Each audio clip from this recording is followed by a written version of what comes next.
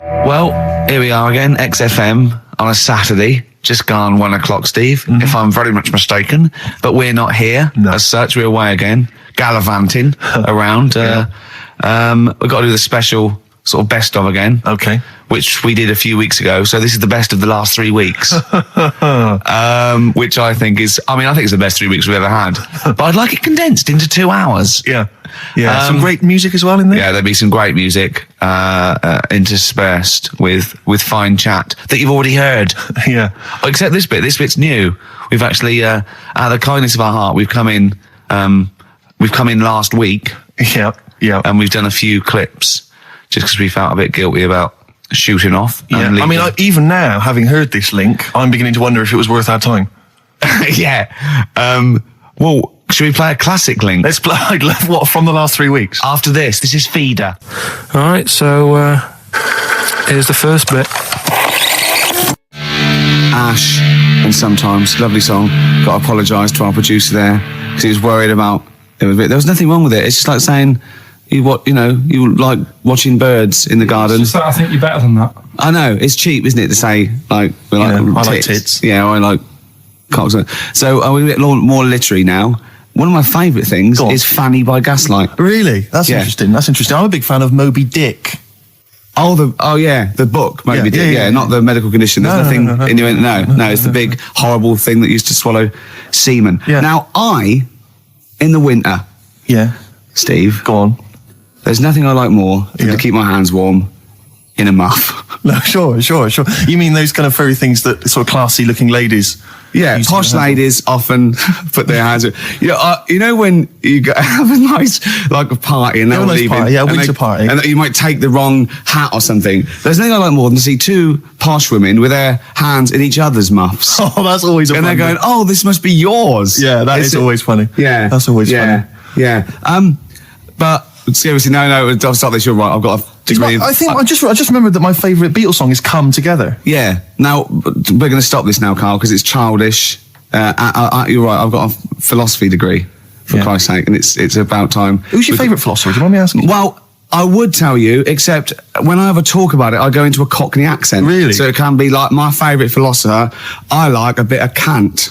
Right. Is that Immanuel Kant, the philosopher? Yeah. That's strange. Yeah. That's strange. What's his name again? Kant. Oh, yeah. That can be weird. Can be strange. Look at Carl's face. Look at his face. Join in, Carl. Oh, undo your trousers. We'll be like Stan Boardman when he told the Fokker joke. Yeah. We won't do local radio again for 10 years. Finally, White Van Man, what do you make of the fact that Sainsbury's are bringing in square tins? Is that true? A concern for you? Is that true? Apparently so. Why? It's like it's easy to stack. This is what the guy in the Sun has said. That should be interesting. That should be his comment on Sainsbury's are bringing in square tins. Is that should be interesting for meatballs.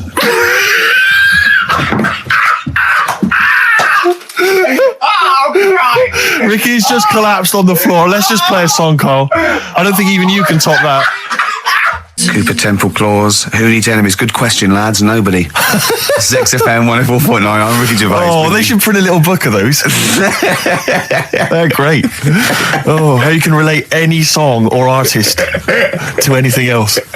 Easy. Joyful. Easy. Well, yeah. So me and Carl went out for a beer, and it was great, wasn't it?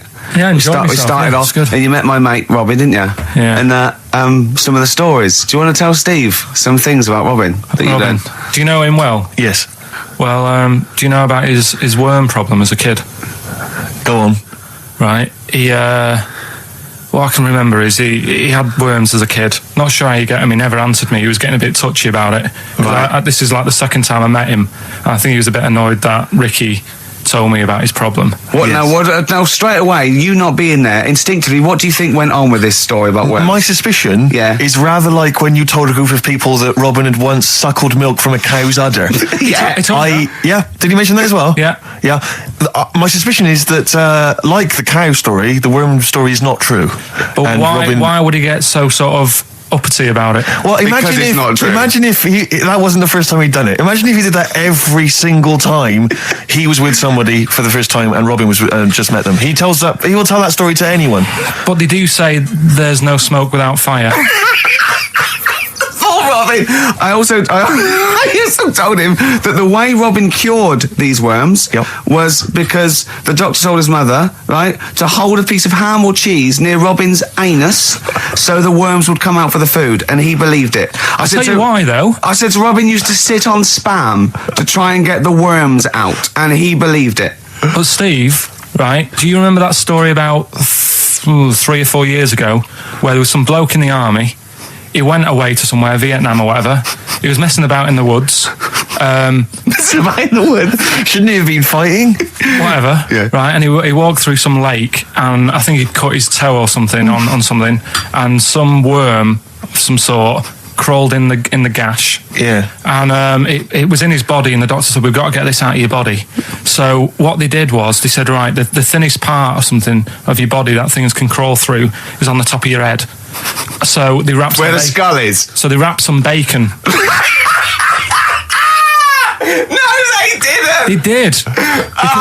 That's right. So he's gone in via the toe.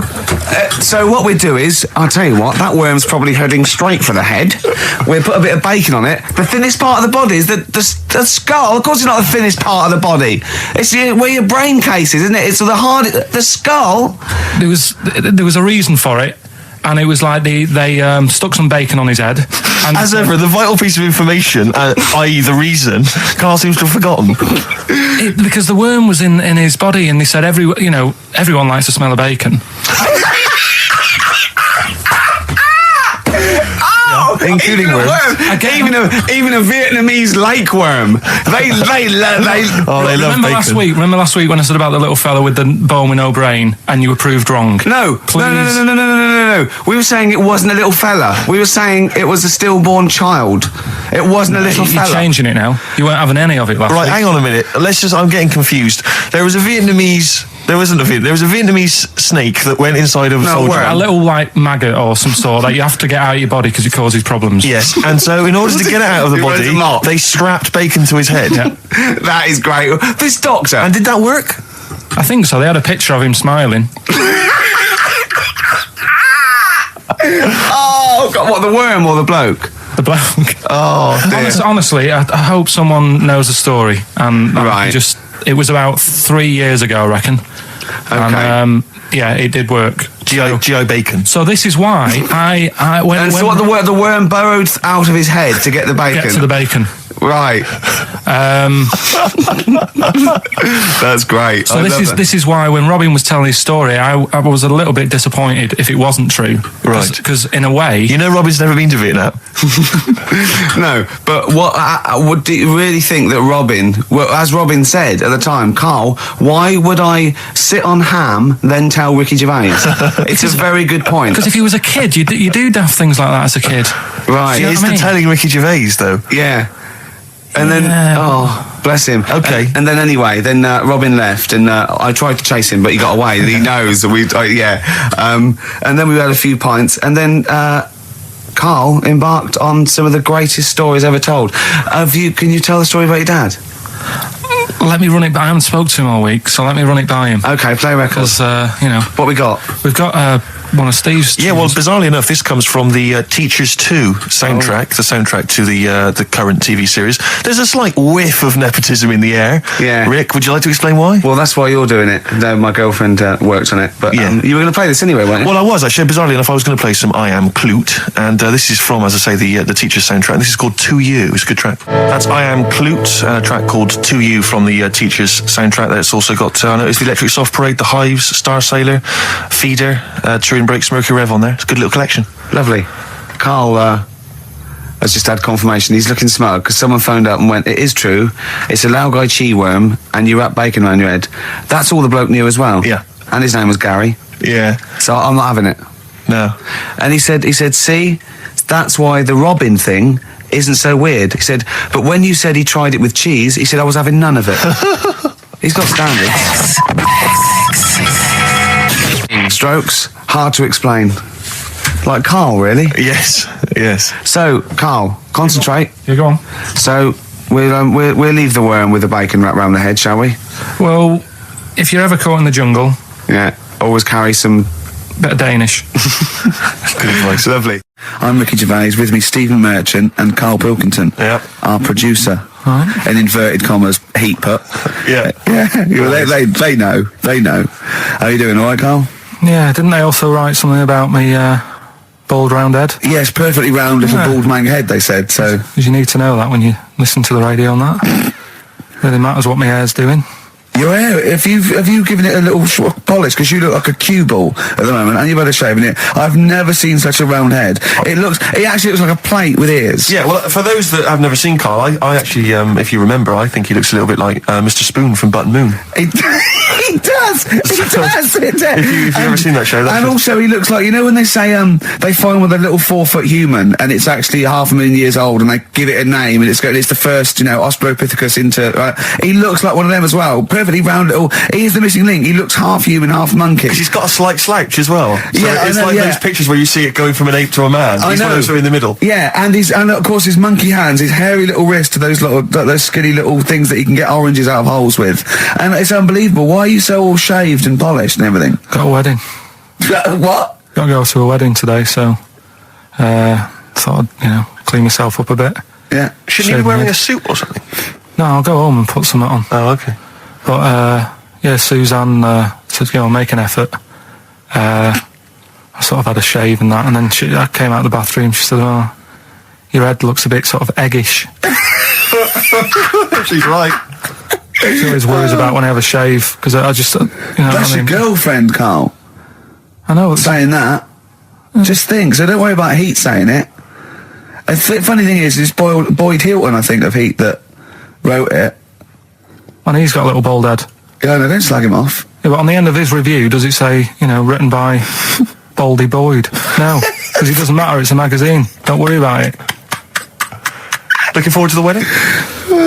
A bit boring, isn't it? But you've got to do it. They're probably listening. Should we do a shot? No, it'll be a great day for them, but I know what will happen. Suzanne will see, all the fuss and that, and then she'll get ideas, and I'll have to let her down and all that. Why is it you don't want to get married again? I always forget. It's just... who's it for at the end of the day? I've been with Suzanne for 11 years, right? Sure. We're happy. Well, I am. That's what counts. You're never happy. I am. I'm all right. Yeah, no, I know you're happy with Suzanne and everything, but apart from that, you're never happy. You are the most grumpy, moany thing in the world. I mean, I get annoyed, but I'm always happy. I was annoyed here. I was happy coming here, but there was a bloke behind me walking and scuffing his feet. He had a pair of those stupid skulls on, and he was clicking and scuffing. Wear some shoes. You don't have to click. Pick your feet up. Flip-flops annoy me. But I'm happy. I'm just annoyed. You are just like, oh, the world's on me. It's rubbish, this. I know the world's great. It's just sometimes people annoy me by being there, But Steve said I should be locked in one of those towers that princesses used to be locked in fairy tales, so because everything annoys me. But you're grumpy. I'm not. I'm all right. XFM 104.9. We're not here. This next clip is one of my favourite clips. Look, it needs no introduction. Here it is. Right, okay, educating Ricky. What have we got? Airy Chinese kid, go on. Right, yeah. This is the... I didn't want to do this. What do you want to do it? Well, I wanted to give you 3, and I gave you one. It was like the alien man gets a beard or whatever. Yeah, which was total rubbish, so this one should be better, maybe. Hairy Chinese kid. Right, well, we've talked about hairy people in the past. True enough. Haven't we? Yeah. The little kids who grew up in woods and hung around with wolves and that. Yeah, again, you're confusing it. Yeah, they're not. There were some people that were born very hirsute. They were not the people who were brought up with wolves. Yeah. You just put that together in your Homer Simpson type mind. Right, well, this is like a sort of close to that sort of story. Yeah. But the weird thing is, right, Chinese people aren't that hairy as a nation. No, seriously, that's a well-known fact. They don't have that much body hair and stuff. Okay. So this little kid who was born over there, he was like covered in stuff. Was he? And it was only his nose that wasn't hairy. The rest of his body was caked in hair, right? And his hair sort of What sort of hair was it? Was thick hair. No, what I mean is, was it sort of like a pony's mane, so he just looked like an Ewok? You know what I mean? Just like hanging down sort of straight, dark hair. In the picture, it looked like it grows from his eyebrow. It grows from his eyebrows quite thick, and then it just goes all the way over his head. You don't think it was just really long eyebrows that he'd done a comb over? No, it was all over his body. It had a picture of like his back and that. Yeah. And had he styled it? Had he styled it at all? Did he have it a quiff or? No, it was just hanging all over him. Yeah. And they were like, this is a bit weird, happening in China, where we're not normally that airy. That was the scientist speaking there. Yeah. And the local press and that were getting him down, calling him monkey boy and all this. Oh. And thinking Chinese press. But the doctor, yeah. Oh, they're cruel, aren't they? It's like those game shows. That's Japanese, isn't it? Yeah. Yeah. And the doctor said, I was talking through all that time while we were just like talking to each other then. Because I turned around and I still saw he was talking. So anyway, the local press came in to see the hairy boy, the monkey boy. And they were like being tight, taking the mickey out of him, and the doctor said... showing him nuts. Said he's only airy. Said he's a healthy young kid. The only faults he's got is he's got a little bit of eczema and a boil. And he said everybody should just treat him the same, and I think he grew up a healthy kid. So that's the end of the story. That's not a story. Why? But I've got nothing. I don't know what to say to that. So someone in China was born slightly hairier than the rest, and he was normal apart from eczema and a boil. That to me isn't a story. But if it is, I've got a million. I mean, it's sort of like bloke from Manchester went a bit bolder than the rest, got a job on radio. He was normal. I mean, that's not a story, is it? So we'll move on to this next one, right, which is brilliant. Dead short story. So, old woman, about 70 years old. She's normally fit and healthy and stuff, nothing wrong with her, she's having a good life. And one day, she goes for a check to the doctors, just to check herself out, because she's getting on a bit. Yeah. He says, take your clothes off and that. So she does, and checks her out, says, yeah, you're looking good. Turn round. He said, oh, God. He said, you got a tumour on your buttock. Right? So she goes, oh, what can you do anything to sort it out? So they go, yeah, we could book you in for an operation. It's best if we remove this. Books are in for an operation. Operation day comes, strip her down and that. They're all stood round, the doctors. Start to operate. It only turns out it's a pork chop that she sat on 5 years earlier, and it had stuck to her buttock. Right, Carl. I can forward you. Serious. Right, okay, Carl, I'm telling you now, I'm leaving. I'm never doing this show again. No, I'm serious. Honestly, you're talking. I've never had such. What do you mean? You couldn't believe it? No, when I read it, I said I've got to tell Ricky that. This woman had a pork chop stuck to her arse for 5 years. You mental case. Of course she didn't. And Karl Pilkington with his brand new show, What's the Song? What song am I thinking? No, I mean... You're nervous about this, aren't you, Rick? I am. You're worried. Well, because I've heard some of these clues before. And they're ramblings... Sometimes they're close to ramblings of a fool. Right? And it really is like those, what am I thinking? Yeah. I don't know, though. I actually was genuinely impressed by Born Slippy. I have to give him the benefit. That's one of the better ones. Because that was short, sweet, and it worked. Some of these, you say they're not going to be quite as pissy. Some of them are like Emily Bronte novels. Now listen, we're just going to go for it then. You do it, and we just get people to call up, because I want to see the general public's confusion trying to work out. Well, why don't you give us your next clue, and then we'll play a track, and then we'll hopefully have people on the line after the track to try and answer it, and you can recap briefly. So give us your clue now for what song am I thinking of? Right, this one. It's about a woman.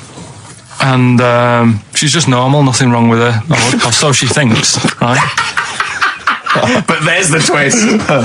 Is this like the Tales of the Unexpected? And she's got she's got her mates and she's having a normal life, having a good time and that. And then this thing happens, right?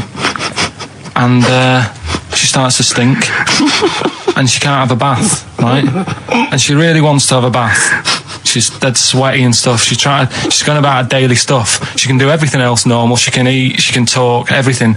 But for some reason, She can't have a bath. Is there a coal mining husband in the bath? Yeah. Is this born stinky? She can't have a bath. So a woman can't have a bath. Yeah. Or a shower. She can't. Okay, leave it there, Rick. Don't try and guess. It's not for us to guess. The general public can phone up and ask questions, so I just go for it. I'm not sure they can they? I think so. Otherwise, we don't want just people just phoning up and I'll tell you what about this? Why don't they can ask one question? Yeah. They can ask one question of Carl, then they have to make a guess. Okay. 08700 800 1234. Have we got someone on the line now? Let's do it. Let's go for one. Let's go for one. This is edgy radio. Letting Carl stuff. Live. Go on. Hello, XFM. Hello, I'm ringing about what's the song? Absolutely. What do you think? Well, I'm going for Dirty Diana. Dirty Diana. See, that works. That's a great guess. It does, yeah, but it doesn't work because why can't she have a bath? Okay, so the answer is in there. I was going to ask you. Well, that's your one question. That'd be the answer. That would be the answer, I'm afraid. What was your name? Shelley, thanks very much. Shelley, I should tell you that, that you should never take this personally because no one can really get into the mind of Carl. So don't beat yourself up about this. I don't expect anyone to get these clues. No. So well done. That is a fine guess. Thank you. Thank you. Okay. Anyone else there? That's hello, XFM. Who's that on the line? It's Chris. Hello, Chris. A question for Carl? Before you give us a guess? I haven't thought of a really good question or anything yet. You just want to go for the guess? No, what I thought was, I'm sure Simon Mayo used to do this when he did the breakfast show on Radio 1 years ago. No, he didn't. So you've just pinched this idea, Carl? If you're going to rip someone off, Carl, do not rip off Simon Mayo. I haven't ripped this off. I thought this was a new idea. I was going to do it with sound effects instead, but that's... he used to do that, and he used to get his team to play other characters. You idiot. Well, no, hang on. Not you, Chris. I'm saying you idiot to Carl. Yeah, but nothing's new anyway, is it? So I'm not getting annoyed about it. True. What do you think the answer is? Is it Cornflake Girl by Tori Amos? Good answer. She couldn't have a bath because she'd go all floppy and then go down the plug hole. Good answer. She'd go all soggy. Yeah. So is it Cornflake Girl? No, it's not, but that's a great answer. It could have been. All right. Okay. You're already seeing the error of this, aren't you? I think this is great radio. I'm really hooked on this. I'm genuinely excited. This is really like that. Those so-called lateral thinkers. A man got into a field and dies. Why? Yeah. He ran out of air. No, not the one I'm thinking of. He was shot. Well, no. That was a good answer. Well, couldn't Simon Mayo sue you or something for doing it? Will you stop? Don't mention that. Yeah. Listen, I think if you're going to steal ideas from someone, it should be a brain box like Mayo. I mean, he's the man. The only example of one I can ever remember hearing in his show, because I was quite young then, was some people were pretending to tap someone's phone or something, and then they got caught, and the answer was just bugging by whistle because they were genius. That was absolute genius. That's absolute genius. See, Carl, that's the sort of standard you've got to come up against. Thanks very much, Chris. The phone lines are hot. Hello, XFM. Hi, is it Candy Perfume Girl? Is it what? Candy Perfume Girl. Candy Perfume Girl? Yeah. Candy Perfume Girl. Is it? Well, who's that by? Madonna. No, it's... That sounds like an obscure album track. No, it's one of her songs. Just think about it. She stinks and everything. She's a normal life. I didn't say she was a sweet or anything. But for some reason she can't have a bath or a shower. Is this a big song? Just to give him a clue. It's a bigger song than Candy Sweet Girl.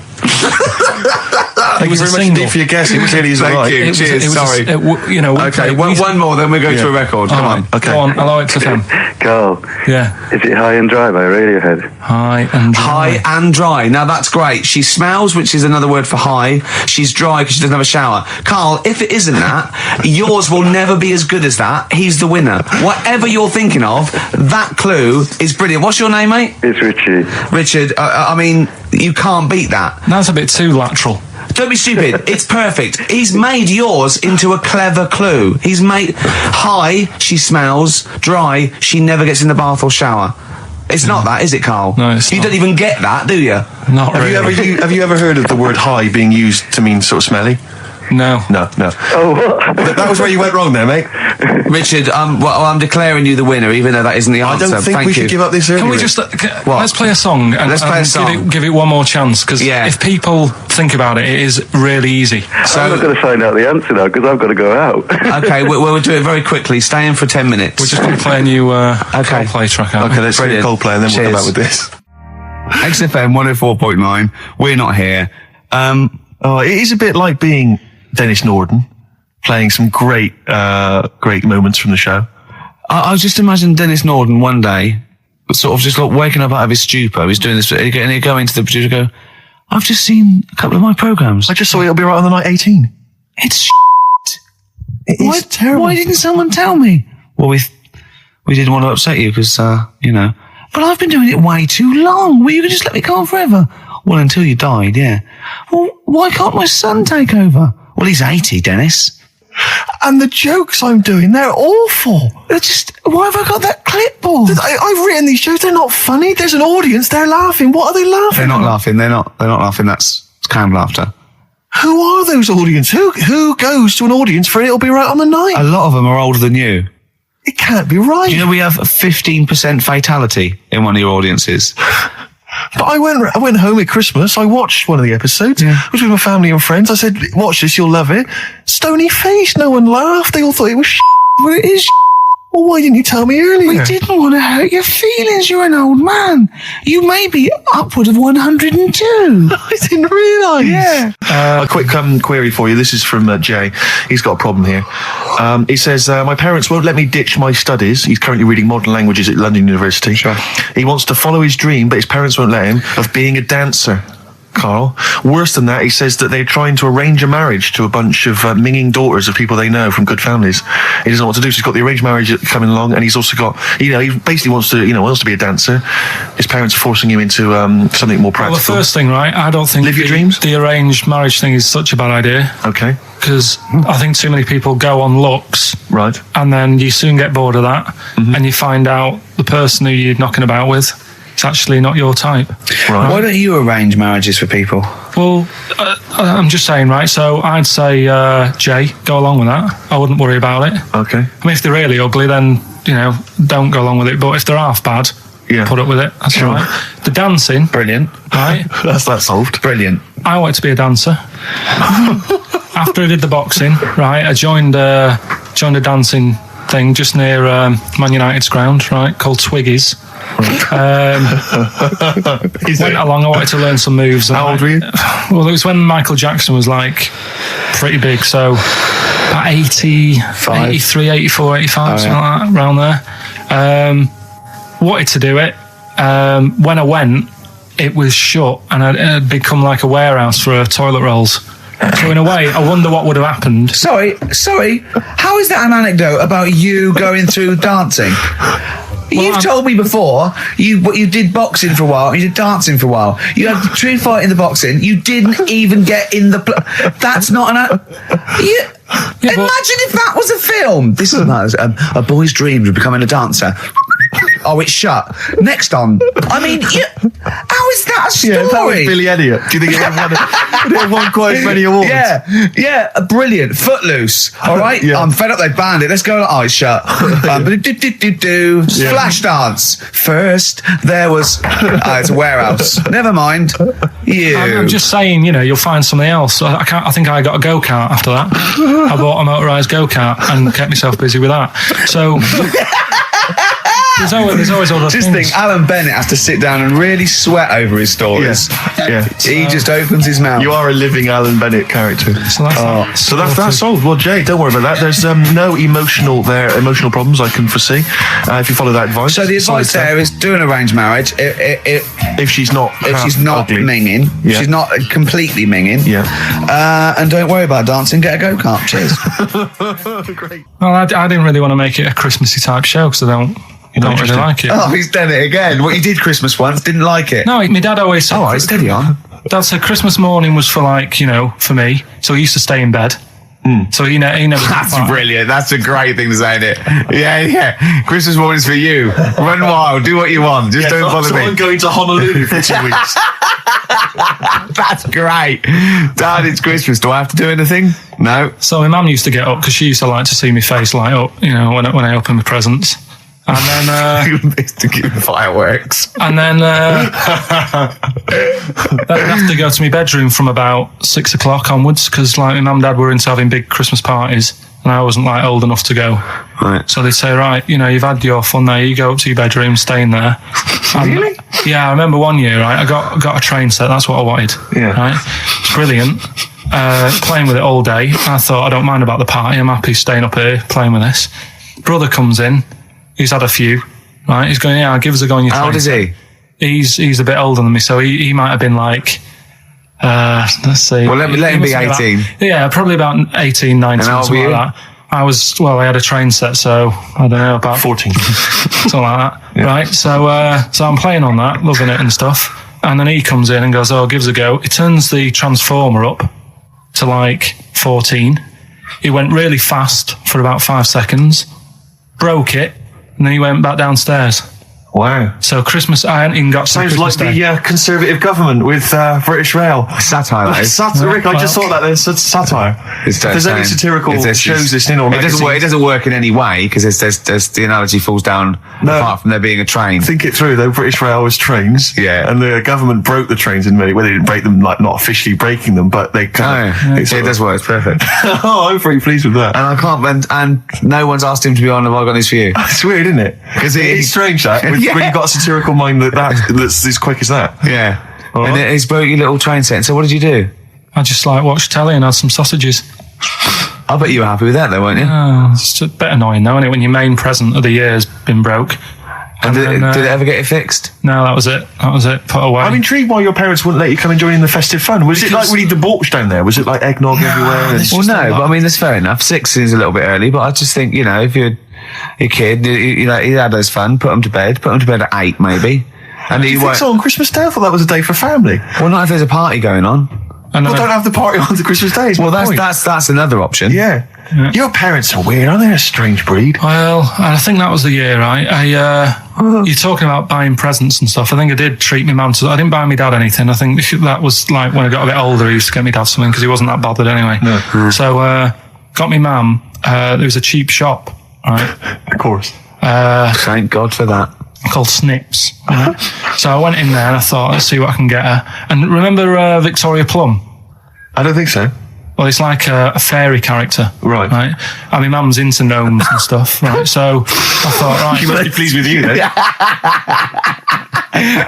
Victoria Plum. I was thinking, is that one of the neighbours? Is it like a brandy liqueur? Do you remember Victoria Plum? Victoria Plum, yeah. It's like a little fictional sort of character, right? Okay. So I saw it. I thought, yeah, she'll love that, right? So I did my paper round, saved up for 2 weeks, right? Got that sorted. Went to Snips, bought the Victoria Plum. Next day, I'm in town with her, right? So I think, I know what I'll do.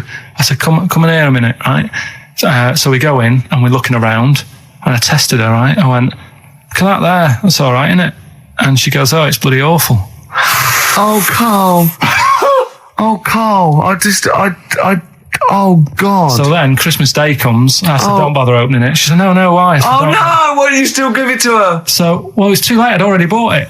Oh, Carl. So she opened it and I was like, and she said, oh, that's nice. I said, why are you saying that? I said, the other day, she said, it's bloody awful.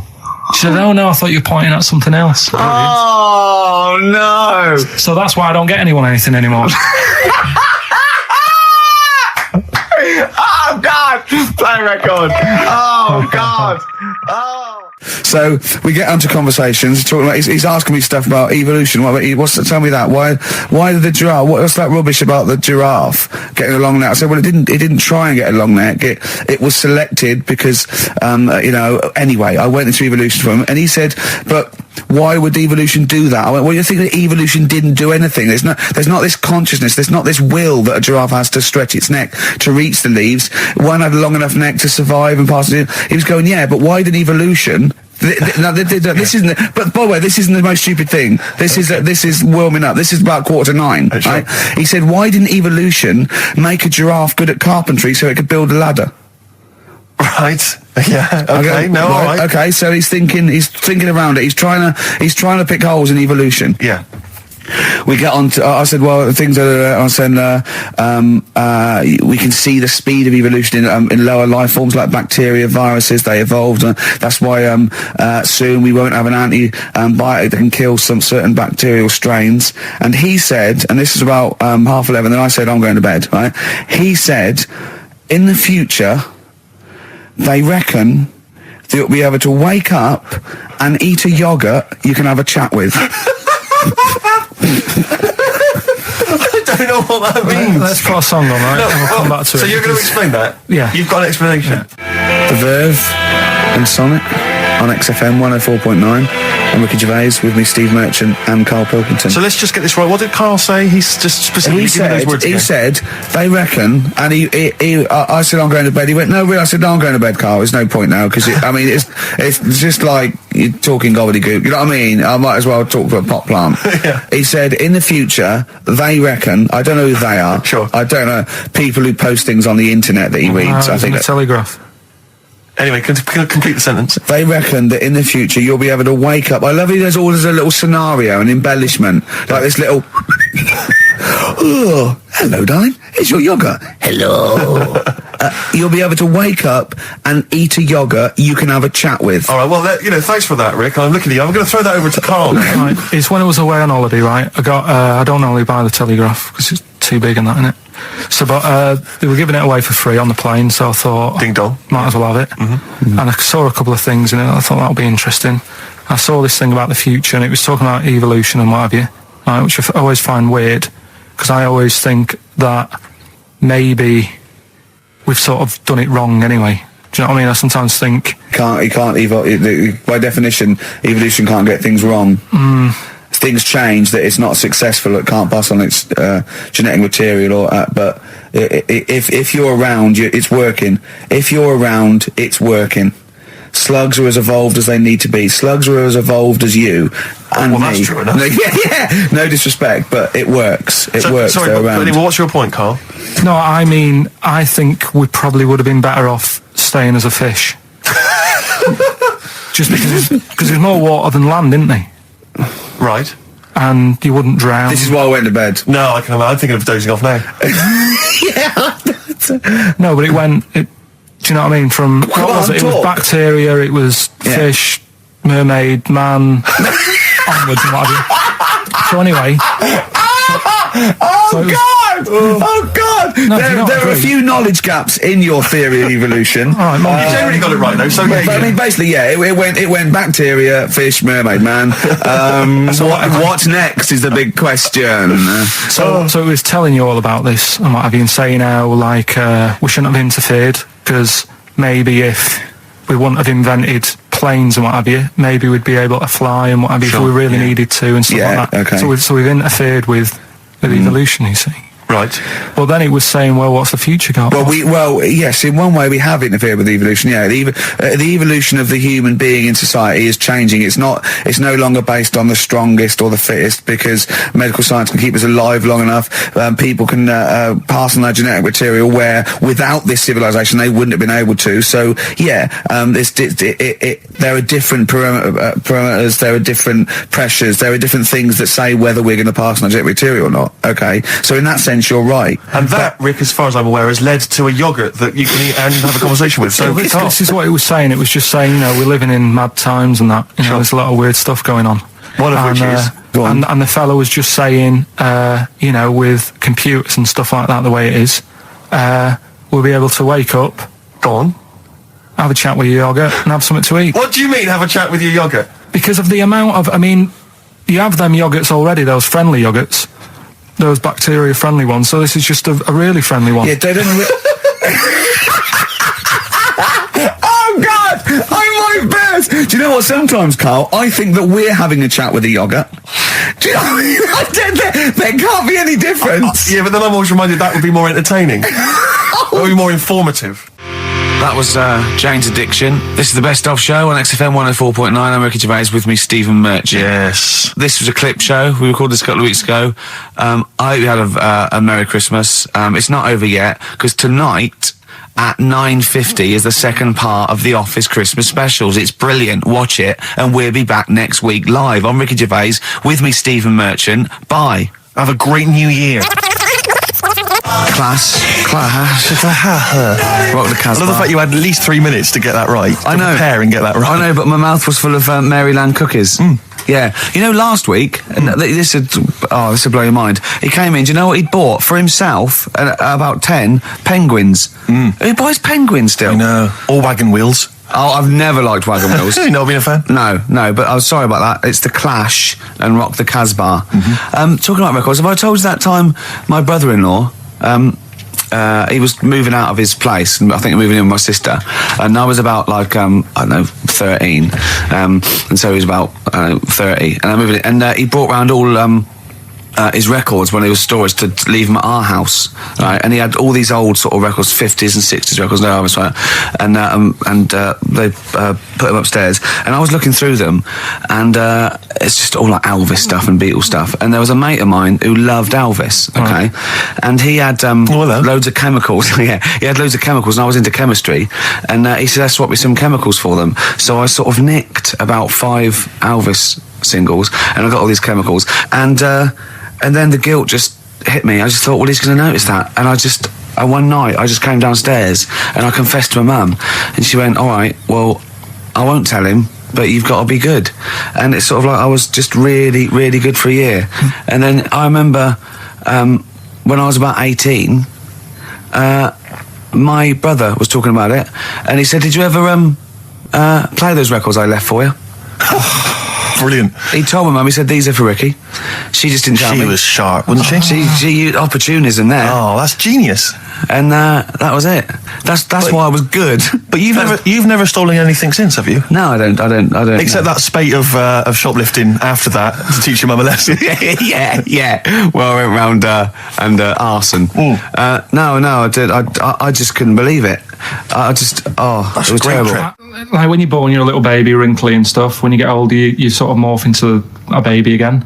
And you go through the same phases. So when you're young, you buy singles. You get old, you got nothing to do all day. You got all your pension money. What will I buy? Cliff Richard's on the telly. Here's my video, buy me song. You see, that started off as quite a sensible point, because I actually think they do it. But what was all that alien stuff about when you're born, you go wrinkly and you go wrinkly again? So sometimes you mix like normal things that human beings say with I don't know what. Well, look, when you're a baby, you've got a little bald head, no teeth. You get old. What happens? Are you a philosopher? You're an official philosopher? Because, I mean, it sounds like it. Oh, Carl, play a record. You're a gem. You're a diamond. But we're talking about MTV, right? And I was feeling a bit nervous, wasn't I? About like, you know, the way I look. Right. And what have you. And then I watched a bit of Celebrity Big Brother and all the fuss that Mark Owen's getting, and he's not that good looking, is he? He's very. I want to be Mark Owen's mate. If anyone who knows Mark Owen or Mark Owen's listening, I want to be his mate. I think he's brilliant. I think he's a nice lad. But what I'm saying is, right, all the girls go mad over him. Yeah. And he's not that good looking, is he? Well, no, he's got. He's in a certain way, isn't he? That sort of non-threatening. But he's not stunning, is he? Do you know what I mean? No. Well, what's your definition of a stunning? Yeah. Well, who do you like? Someone who you look at and you go, God, they're good. Which bloke do you fancy? What bloke do you think's attractive then? So if I was into men, yeah.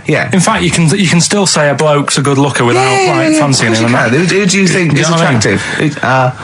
Probably. I mean, it depends what you're looking for. No, just looks. Just looks. Different looks as well. Of course, yeah. Who do you say was attractive? Who do you say was like stunning in your definition? A good-looking lad. Yeah. Good-looking lad. Oh, look at him over there. He's.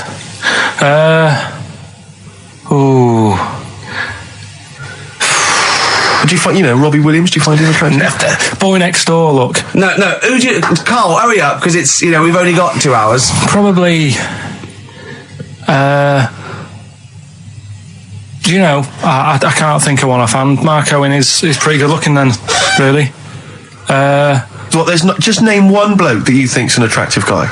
There must be one bloke that you've either met or that you've, seen in a pub or on a poster. Tell you what. Go on. Tell you what. Works here. Young Alex Zane.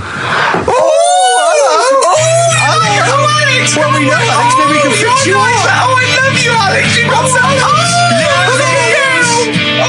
I just like the way, the things that interest me, I remember. Things like snakes not having ears and stuff. Yes. I didn't have to read about that. No, you just learned that, yes. You saw it on the telly, didn't you? You saw it on that Ian Wright programme. Yeah. Yeah.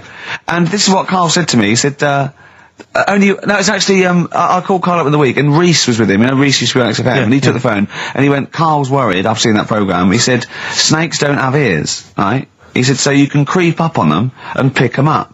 And he said, Carl's worried. He said, how do you ever put them down again?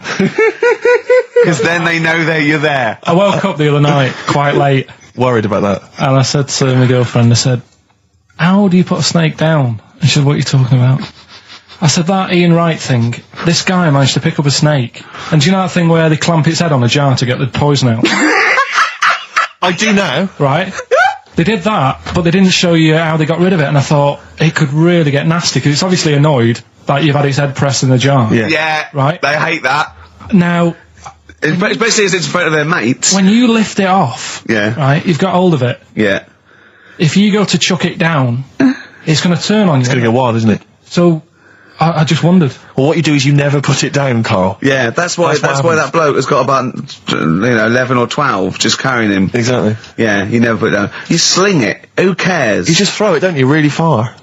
That's not that. I don't think you should throw snakes. But Carl, listen, don't worry. We're not asking you to get involved with snakes. Rick, I sometimes get off at the Tube at Tottenham Court Road if I want to look at the record shops before I come into XFM, and I always cut through Chinatown. Oh yeah. And every time I come through Chinatown, the same thought always strikes me. I always feel like I want to just gather all the little locals, all the little Chinese fellas, just gather them round and just go, guys, in what way is this a town? It's not, is it? This is not, at best, what you've got here is a novelty street. Yeah, Gerrard Street is not a town, mate. No, it's not a town. You've had this for like 100 years. It's not expanding. Yeah, yeah. You can't just call it Chinatown and claim it's a town. If I was them though and you do it, I go, what are you talking about? It is a town. It is a town. It's our town. It is a town. It's our town. We got all lots of stuff. Where's your church? Where's your mayor? We got a betting shop. Not enough. It is. See, all you've got here is restaurants. No, No. Got a little supermarket with snacks.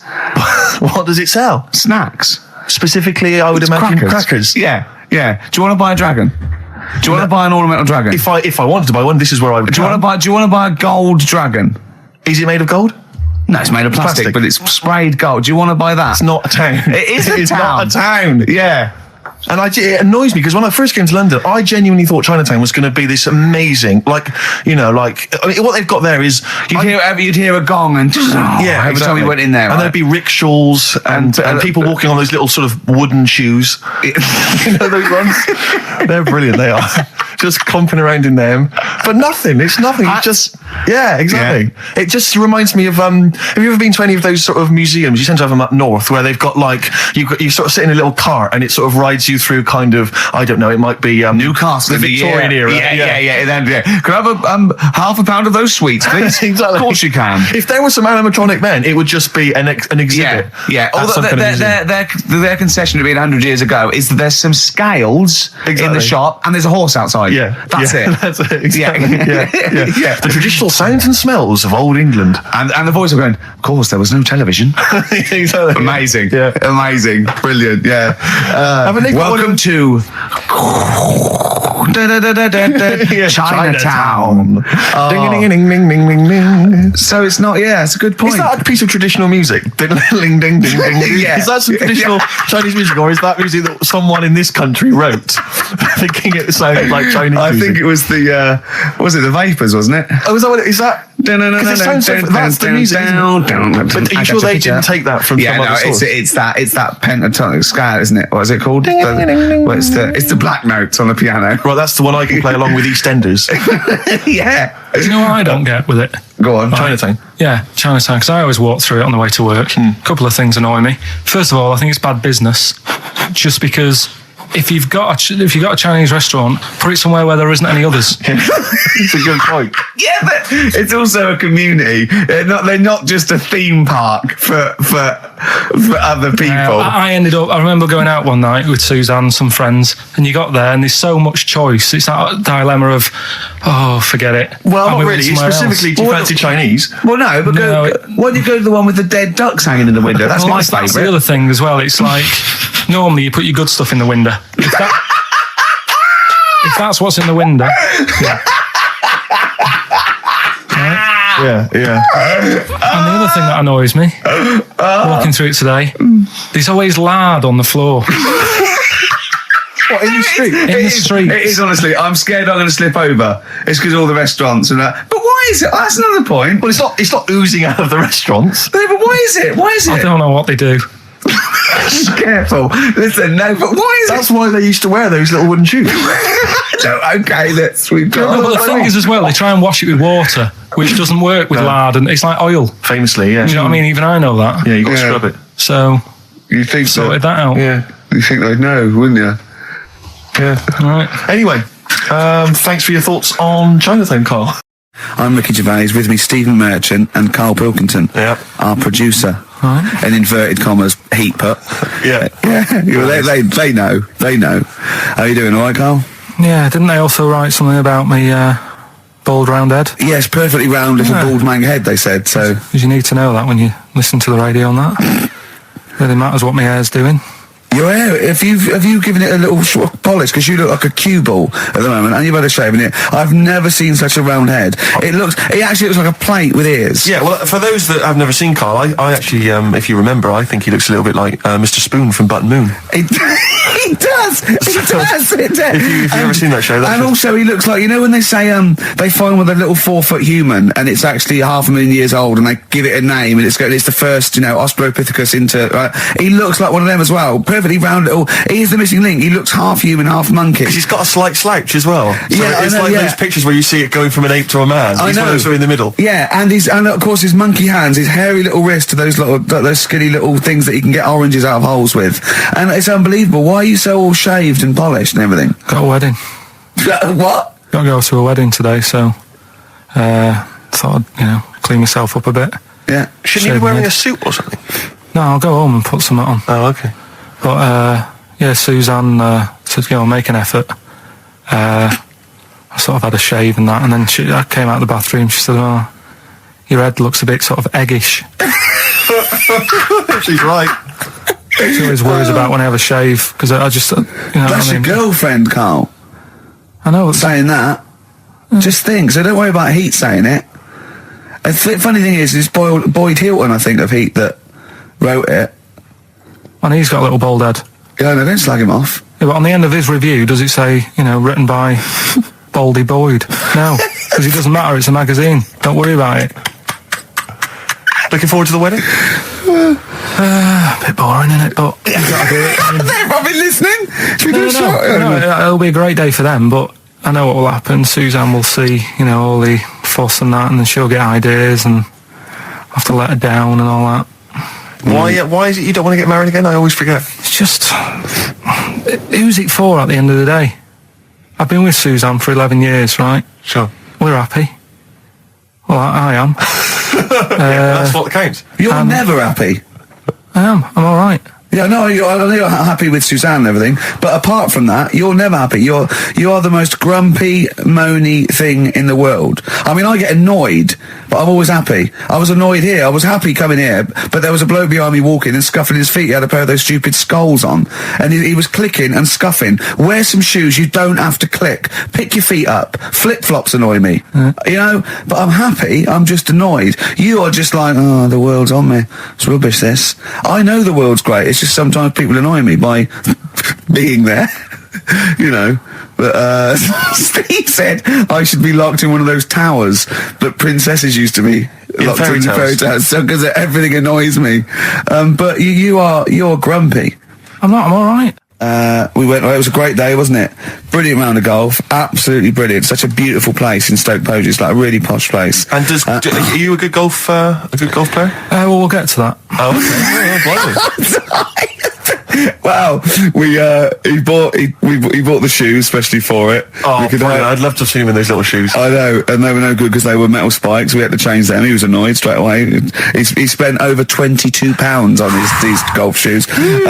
We hired a buggy that was brilliant fun. I was bombing along, wasn't I? I don't drive, but it was great on that buggy. Well, you've been on a buggy with me, and you were a bit scared. Yeah. What? I nearly killed us once. I was just taking banks and things, but you don't see sort of bunkers, and he'd scream and go, "Stop!" And he'd put his foot down the brake, and then I reversed. At one point, he sort of did a handbrake turn next to the lake, and then we had to reverse, right? And you just flick a switch and put your foot down. He did that without looking. I look behind, there's a big oak tree there. He screams, "Watch the tree!" Right? He was so Dukes of Hazzard. And I kept jumping in and leaving him behind because I had to go to my ball. Because anyway, so the first shot, I got on my driver.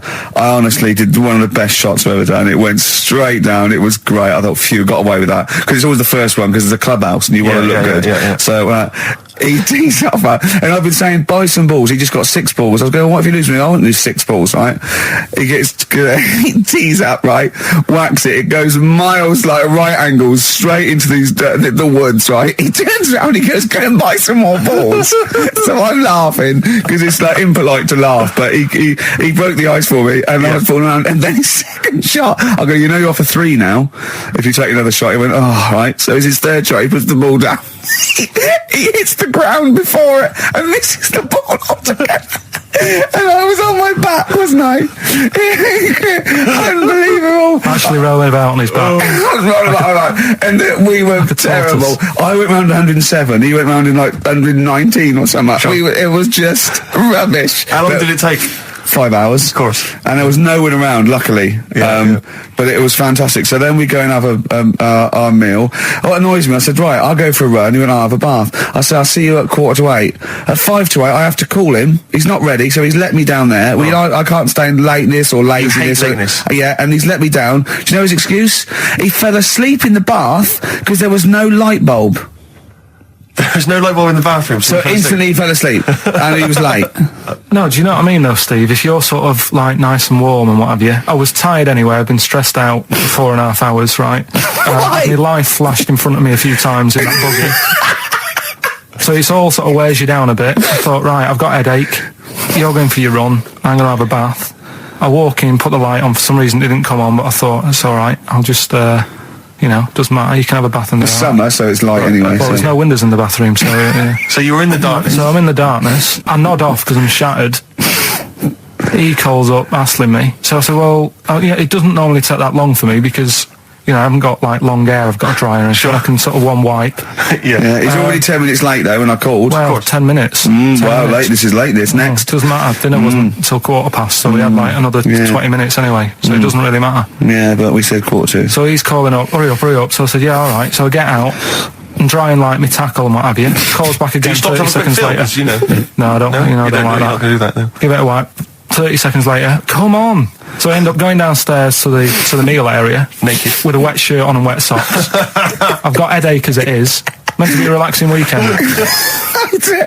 But anyway, so we have our meal, which is really nice. And then we're sitting in the bar. I'm having a cigar by the fire. Yeah. Like, we're having a rather nice Pinot Grigio. Yeah. He's there going, I've got headache. Is this 1955 that you live in? I know. Yeah. It's so right. We are knackered because he's not used to work. I've seen him moaning, falling asleep. He's not used to it at all. And you've been on your feet for over half an hour. Yeah, right. So we didn't even walk around the golf course. We had a buggy. Yeah. It wasn't even exercise. So we get onto conversations. Talking about he's asking me stuff about evolution. Tell me that. Why did the giraffe? What's that rubbish about the giraffe getting a long neck? I said, well, it didn't try and get a long neck. It was selected because anyway. I went into evolution for him, and he said, but why would evolution do that? I went, well, you think that evolution didn't do anything? There's not this consciousness, there's not this will that a giraffe has to stretch its neck to reach the leaves. One had a long enough neck to survive and pass it in. He was going, yeah, but why did evolution... this isn't. But by the way, this isn't the most stupid thing. This is warming up. This is about 8:45. Right? He said, why didn't evolution make a giraffe good at carpentry so it could build a ladder? Right. Yeah. Okay. No. All right. Okay. So he's thinking around it. He's trying to pick holes in evolution. Yeah. We get on to. I said, well, things are. I said, we can see the speed of evolution in lower life forms like bacteria, viruses. They evolved. That's why soon we won't have an antibiotic that can kill some certain bacterial strains. And he said, and this is about 11:30. Then I said, I'm going to bed. Right. He said, in the future, they reckon that you'll be able to wake up and eat a yogurt you can have a chat with. I don't know what that means. Let's put a song on, right? We'll come back to it. So you're going to explain that? Yeah. You've got an explanation? Yeah. The Verve and Sonic on XFM 104.9. I'm Ricky Gervais, with me Steve Merchant and Karl Pilkington. So let's just get this right. What did Karl say? He's just specifically giving those words again. He said, they reckon, and I said, I'm going to bed. He went, no, really? I said, no, I'm going to bed, Karl. There's no point now, because, it's just like you're talking gobbledygook. You know what I mean? I might as well talk to a pot plant. Yeah. He said, in the future, they reckon, I don't know who they are. Sure. I don't know. People who post things on the internet that he reads. I think the Telegraph. Anyway, complete the sentence. They reckon that in the future you'll be able to wake up. I love it. There's always a little scenario, an embellishment, like this little. Oh, hello, darling. It's your yogurt. Hello. You'll be able to wake up and eat a yogurt you can have a chat with. All right. Well, thanks for that, Rick. I'm looking at you. I'm going to throw that over to Karl now. Right. It's when I was away on holiday, right? I don't normally buy the Telegraph because it's too big and that, innit? So, but they were giving it away for free on the plane, so I thought, ding dong, might as well have it. Mm-hmm. And I saw a couple of things in it. I thought that'll be interesting. I saw this thing about the future, and it was talking about evolution and what have you, right, which I always find weird, because I always think that maybe we've sort of done it wrong anyway. Do you know what I mean? I sometimes think by definition, evolution can't get things wrong. Things change, that it's not successful, it can't pass on its genetic material, but if you're around, it's working. If you're around, it's working. Slugs are as evolved as they need to be. Slugs are as evolved as you and me. That's true enough. Yeah. No disrespect, but it works. It works. Sorry, but what's your point, Karl? No, I mean, I think we probably would have been better off staying as a fish. Just because there's more water than land, isn't there? Right. And you wouldn't drown. This is why I went to bed. No, I'm thinking of dozing off now. Yeah. No, but do you know what I mean? From, what was it? It was bacteria, it was fish, mermaid, man, onwards and what have you. So anyway. Oh God! No, there are a few knowledge gaps in your theory of evolution. You've generally got it right though. So I mean, basically, it went bacteria, fish, mermaid, man. What's next is the big question. So it was telling you all about this and what have you, and saying how we shouldn't have interfered, because maybe if we wouldn't have invented planes and what have you, maybe we'd be able to fly and what have you, if we really needed to and stuff like that. Okay. So we've interfered with evolution, you see. Right. Well, then it was saying, well, what's the future got? Well, yes, in one way we have interfered with evolution. Yeah, the evolution of the human being in society is changing. It's no longer based on the strongest or the fittest, because medical science can keep us alive long enough. People can pass on their genetic material where without this civilization they wouldn't have been able to. So yeah, there are different parameters, there are different pressures, there are different things that say whether we're going to pass on our genetic material or not. Okay, so in that sense, you're right. And that, Rick, as far as I'm aware, has led to a yogurt that you can eat and have a conversation with. So this is what it was saying. It was just saying, we're living in mad times and that. There's a lot of weird stuff going on. One of which is... And the fellow was just saying, with computers and stuff like that, the way it is, we'll be able to wake up, go on, have a chat with your yogurt and have something to eat. What do you mean, have a chat with your yogurt? Because of the amount of... you have them yogurts already, those friendly yogurts. Those bacteria-friendly ones, so this is just a really friendly one. Yeah, they don't... Oh, God! I'm like bears! Do you know what, sometimes, Karl, I think that we're having a chat with a yogurt. Do you know what I mean? There can't be any difference. Yeah, but then I'm always reminded that would be more entertaining. That would be more informative. So we just had a text here that says, and I don't know what truth there is in this, as ever, but John says there is apparently a nude bike ride today in Hyde Park. Now, I can't believe that's the case, because I don't think it's allowed, is it? You can't ride around with your veg, can you? I don't know. Why would you want to? Well, good point. On a bike. On a bike, I know the fact that that's what disgusts him. I want. Do you know what? If we did appeal for a nudist to call in, I'd want a very specific sort. I want a German nudist, a middle-aged man called Helmut. Okay. If there is any, or the closest one to it. So I want a middle-aged man from Germany. If your name is Helmut, you're in. But I'll accept hands. Karl would be good, isn't it? All right. Yeah. I think I'm wondering if the age might. Maybe we could broaden. Okay, just a German nudist bloke. Right. Could he at least be fat? Okay. Could I find a fat German fella? If your name's Helmut, we're going to give you a big prize. Yeah. But, any fat German fella who likes to get his sausage out. Sure. Okay? It's sauerkraut. Yeah. What's the phone number? 0871 222 1049. It'd be good just to get an email or a text with a contact on it, and then I can just call them up in the week. Sure. And 83936 is the text number. I don't know what our audience demographic pans out like, Rick, but I'm suspecting that's probably a fairly small fraction of our listenership. I know, but there must be someone out there. If you know a fat German who likes to get his tackle out, phones are going. Straight away. Just answer it, Carl. Just answer it. Just potluck. It could be anything. Well, just see what it is. To be fair, it could be a nutter. But just say hello. Just tell your turn. It's not straight away. He'll stay there, won't he? He'll stay there. Well, answer it. Answer it. Leave it. Answer it. Oh, you see this? It's gone. There you go. He bottled it. So, just as well. Well, you took too long to answer it. There's a vicar in Australia who started sort of doing his services and all that in nude. Hot, isn't it, out there? Yeah, but the churches aren't. Churches are pretty cold. It was on some website. Of course it was. Yeah. Just saying about a vicar and that who's there's a lot of nudists and that who want to get married. Do it, don't mess about with the wedding dress and that. Just snip up. Isn't it? Well, I suppose it's so. I suppose if you believe in God, you believe that that's the way to be, innit? Because Adam and Eve and that. Yeah, but then in Adam and Eve, the shame made us dress up, didn't it? Yeah.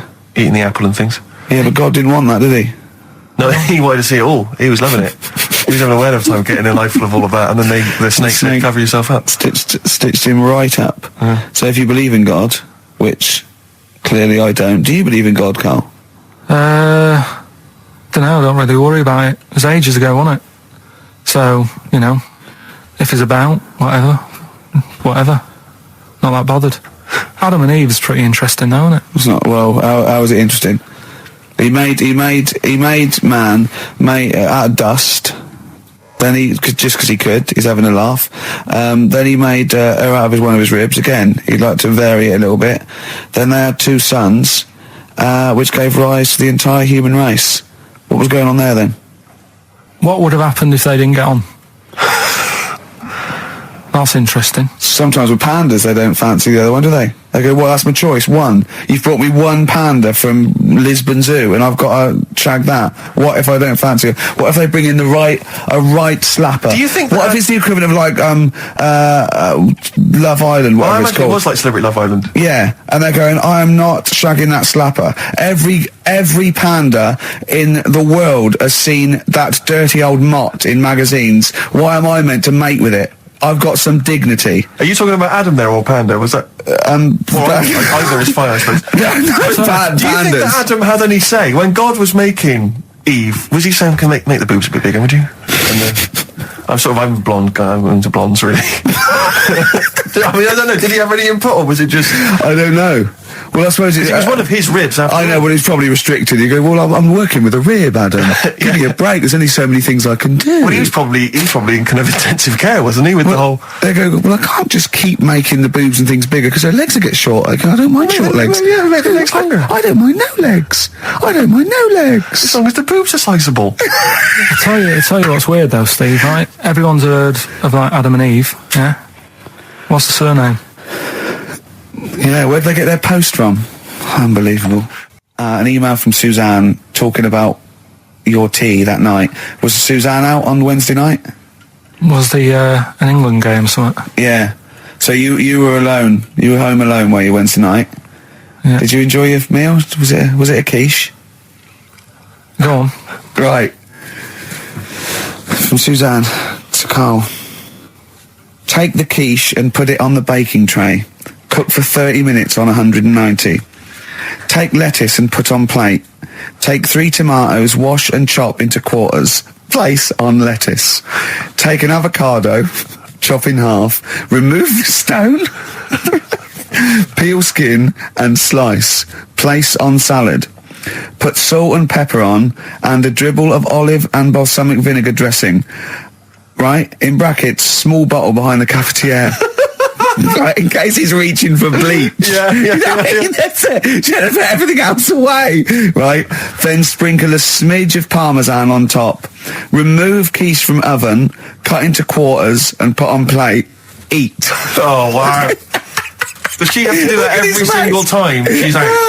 No, it's just that I'm not that good at cooking, right? And to be honest, that was a lot of hard work. I didn't bother warming it up. And I did without the avocado. Why? Too much messing about. He didn't even do that with instructions. It was too much. But yeah, I'm not that good at cooking. And Did you genuinely? That's not cooking though, is it, Carl? That's heating up a quiche. That's cooking. It is making the quiche. Yeah, but I'm just. Could you have figured that out if she had left that note for you? Why did she have to tell you what the olive oil and balsamic vinegar was? Because I've put sort of cooking oil on my food once, and I said, oh, it's a bit. It's ever since, right? Years ago. I'm gonna die. Years ago, leaving Mr. Magoo at home. It was ever since I put sausages in the toaster that. What do you mean? I nearly set the flat on fire. Because do you know, like when you're grilling food in a pan and all that? Yeah.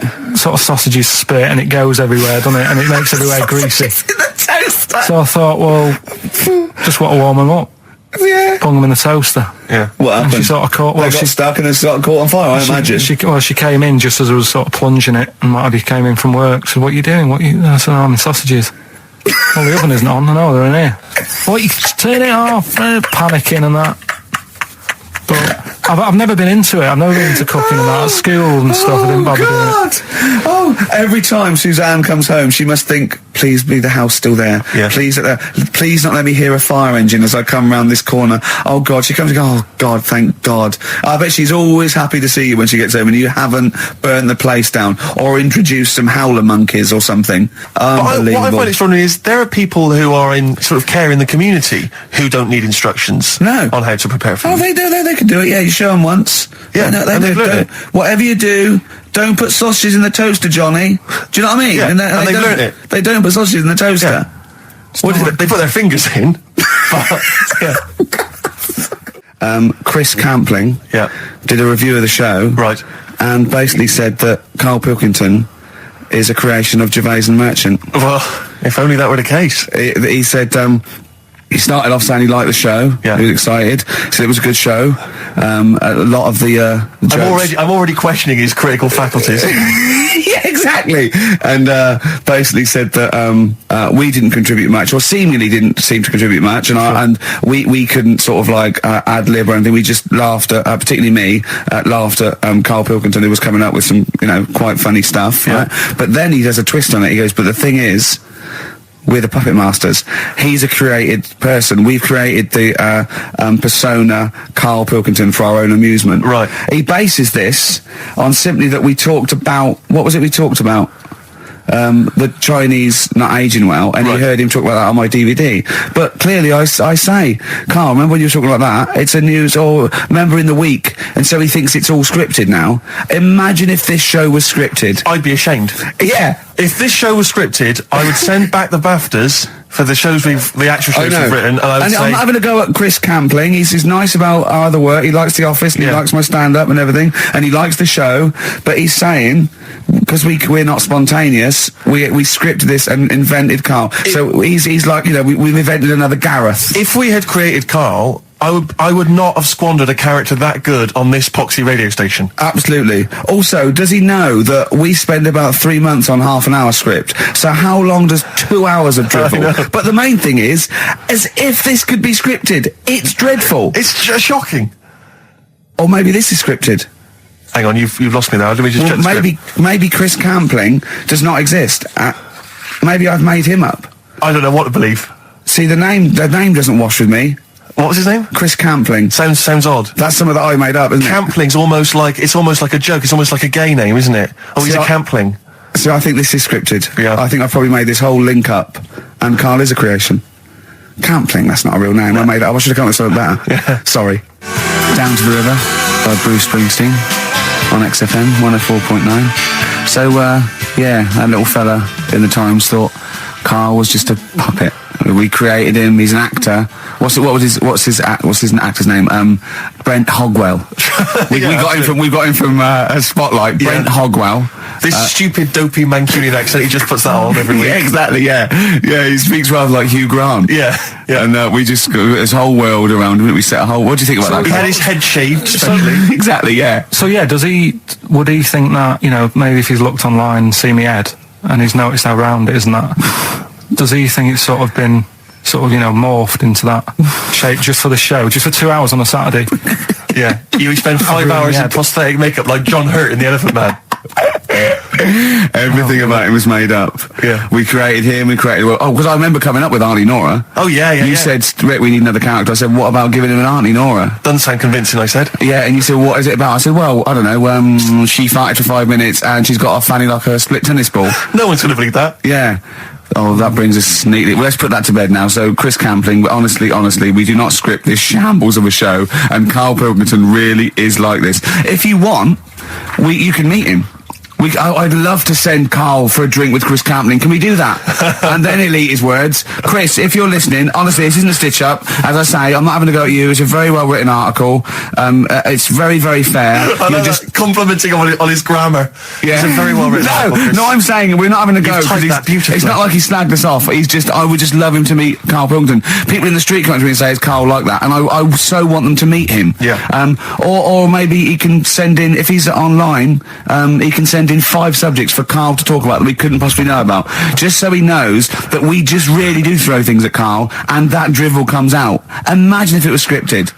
I remember I was on I don't know if this is alright to talk about. I mean, it happened, so not worried about it. It's alright to talk about. Everything's alright to talk about. But I was on the train, right, coming from Manchester back to London, right? Yeah. And got on it. It was like a Friday night. And it was heaving, like the last train is and all that. And absolutely chocker. Right? Yeah. So I'm walking through the carriages, thinking, is he in his seats anyway? Anyway, everyone's like, it's heaving, right? It's people stood up in the doorways, you can't get in the toilet and all that. There's not going to be any chair knocking about. So walking through, and anyway, I see this one empty chair sort of in front of me, right? I think, why ain't anyone sat there, right? I'll just rush to that, get I'll get myself a seat, plonk myself down, right, and sort of turn round, see who I'm facing, see who you're sort of having a chat with. Little fella there, right, little, Down syndrome kid, right, sat there, and he goes, all right, and I thought, right, not bad, but do you know what I mean? They're always talking, aren't they? You ask a lot of questions, right? So I was like, here we go, 2.5 hours, and I couldn't get up because the thing is, that's obvious. Sure. Right? So that's like mean. I'd never want to be mean, do you know what I mean? No. At the end of the day. So anyway, I think, I'll go to sleep. Clever. Right, so I shut my eyes, and he leaves me alone and that. So then my phone goes, and I think, right, what do I do? Do I ignore it, or do I open my eyes and see what it is? Anyway, I open my eyes. It's Ricky calling about something, about nothing probably. Actually thinking about it, wasn't even worth answering. Right. So anyway, I'm awake now, aren't I? So he's like, "Hello," and I'm like, "All right, mate." And he says, "You're muscly." You're right. Oh God! And I said, yeah. And he goes, why? So I said, no, just am. It's again stressing me out because I was thinking, why am I muscly? I don't go to the gym. And I'm not muscly. I'm in good shape and that. Well, so then he wants an arm wrestle. On a crammed train from Manchester, so I've got another hour and a half of this. When you talk back, he'd soon have got up and left. If you just started asking him questions, he'd have got up and left with a drivel you come out with. So anyway, do you know when you're under pressure, you're thinking, well, he's said that I'm muscly, right? So do I do it or not? And there's people watching, not joining in, not sort of having a laugh and that with me, just like watching but pretending they're not. Oh, and I'm at one of those table seats, and he kept saying, come on, I want to arm wrestle. And he was getting loud, and I thought, I best just have an arm wrestle. What do you mean? I best just have an arm wrestle? Well, what do you mean? Get it over and done with. I had to... if he's going to keep asking, I had another hour and a half on the train. Oh, God. So anyway... Oh my God. I'm thinking who won. Well, I think were people putting bets on? How was it working? It was stopped, and just as well, really. What do you mean it was stopped? Was it game? No. He was winning. I was struggling a bit, right? Yeah. And he was really like, taking the arm down, and then he sort of let go and started laughing. And I thought, thank God he let go, because I would have made, you know what I mean? If I lost that, everyone's in the train looking, and all the rest of it. I never felt it's suddenly serious to him. He's got to win this. Pilkington. But then he just, then we were chatting about favourite food and that. He liked sausages.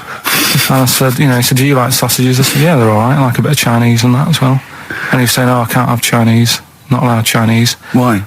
Don't know. He just said, it's not allowed to have it. But yeah, I had a good long chat about stuff and that. But so you enjoyed it in the end? In the end, it was all right. Yeah, it's just. What do you expect? Okay. No, but it's that thing, isn't it? It's always whenever you're faced with something different, it's always awkward, isn't it? And that's the thing. You're talking about him now, are you? And I think I did all right because everyone else was ignoring him, but I probably made his day pretty good. Yeah. We were a nice bloke. I like the idea that newlywed couple are probably thinking that's going to be a similar journey down to Cornwall.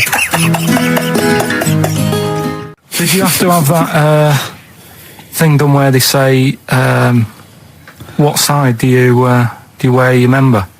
What side you dress? They don't say what side you wear your member. That would hardly be a euphemism, would it? So they say, what side you dress, sir?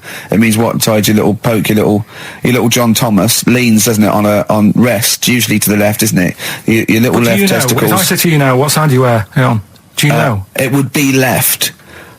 It would be the left. That's what I mean. If standing there, right, with nothing restricting it or holding it in or holding it up, right? It sort of leans. Your one ball is sort of like slightly back and lower, isn't it?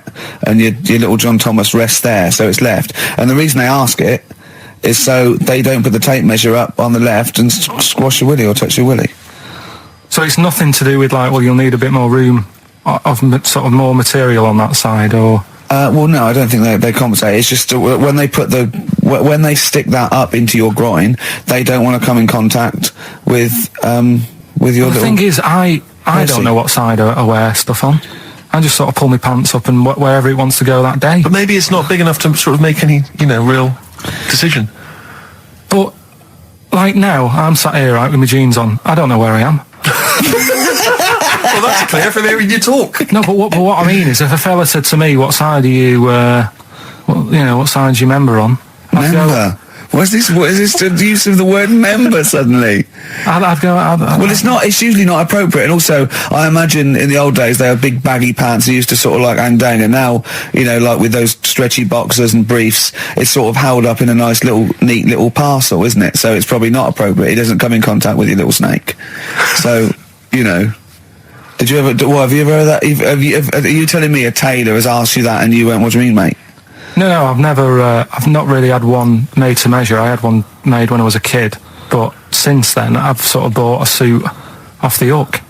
But when you were saying about buying a suit, I know that question sort of crops up, and I don't know what the answer is. It just annoys me the way I don't know. There's no surprises anymore. Do you know what I mean? People know. What do you mean? He's going to go, right, I'm going to measure you now. Which side shall I measure? Go, well, pot luck, go on, have a look. Right, there you go. Oh, you got it. What do you mean there's no surprises anymore? What are you talking about? Everything you say is a surprise. Everything you say. Every opinion you have is a surprise to me. What I mean is, why aren't people just happy just to go, well, depends, doesn't it? I'll just pull the pants up wherever it wants to go. I'm happy. What do you mean? Why is this such a big issue? But Carl, when they ask you this question, they're not making a note of it somewhere. It's not statistical research to find out what the kind of common leaning is. It's a question so he doesn't touch it when he's using his tape measure. Just be careful. But he is being careful by asking the question. But what's wrong with him touching it anyway? It's only like a slight. Fair enough. But if he just sort of, knocks it a little bit, you can just go. Do that again? To me, it's the same as the prostate thing. It's just happening all over again. But the doctor doesn't go, oh, what side's your arse on, sir? Trying to avoid the arse. He wants to go, he knows where your arse is and he's aiming for it and he wants to get it up there. He's aiming for it for a good cause. This little fella's going, well, I've got to measure his leg. I don't want to touch the knob. I'll just ask him, sir, do you mind telling me where your cock is so I can avoid it? It's a big difference. But like I'm saying to you, I'd have to have a look first to let him know. I don't know where it is now. I don't know. It could be the left, could be the right. Are you telling me you don't know where your knob is without looking? Well, what do you mean without looking? How could... Well, you're saying it as if like... Should we have a guess? Well, have a look and tell us where it is. What are you wearing? What sort of pants are you wearing? I've got my jeans on. But you got pants on underneath them? Yeah. What are they? Briefs or boxer shorts? Boxer shorts. Boxer shorts. Well, it's probably free, but the jeans are probably strict in it. I think it's probably either in the middle, dressed in, or just slightly to the left. Have a look. We'll tell the listeners after the break where's Carl's knob. It's a good competition. Oh, brilliant. We've got to send this to the Sony Awards people. Well, big question. Where was Carl's knob? That's what people have been hanging on for. Yeah. Where was it? Well, I can't believe people have been texting in. Hey, well, guessing where it is. People saying, is it in the middle? Is it in the left? It cost them 10p. It cost them 10p to find out. Just wait, I'm going to give out the answer. You don't win anything, right? Like, strike it lucky. Right.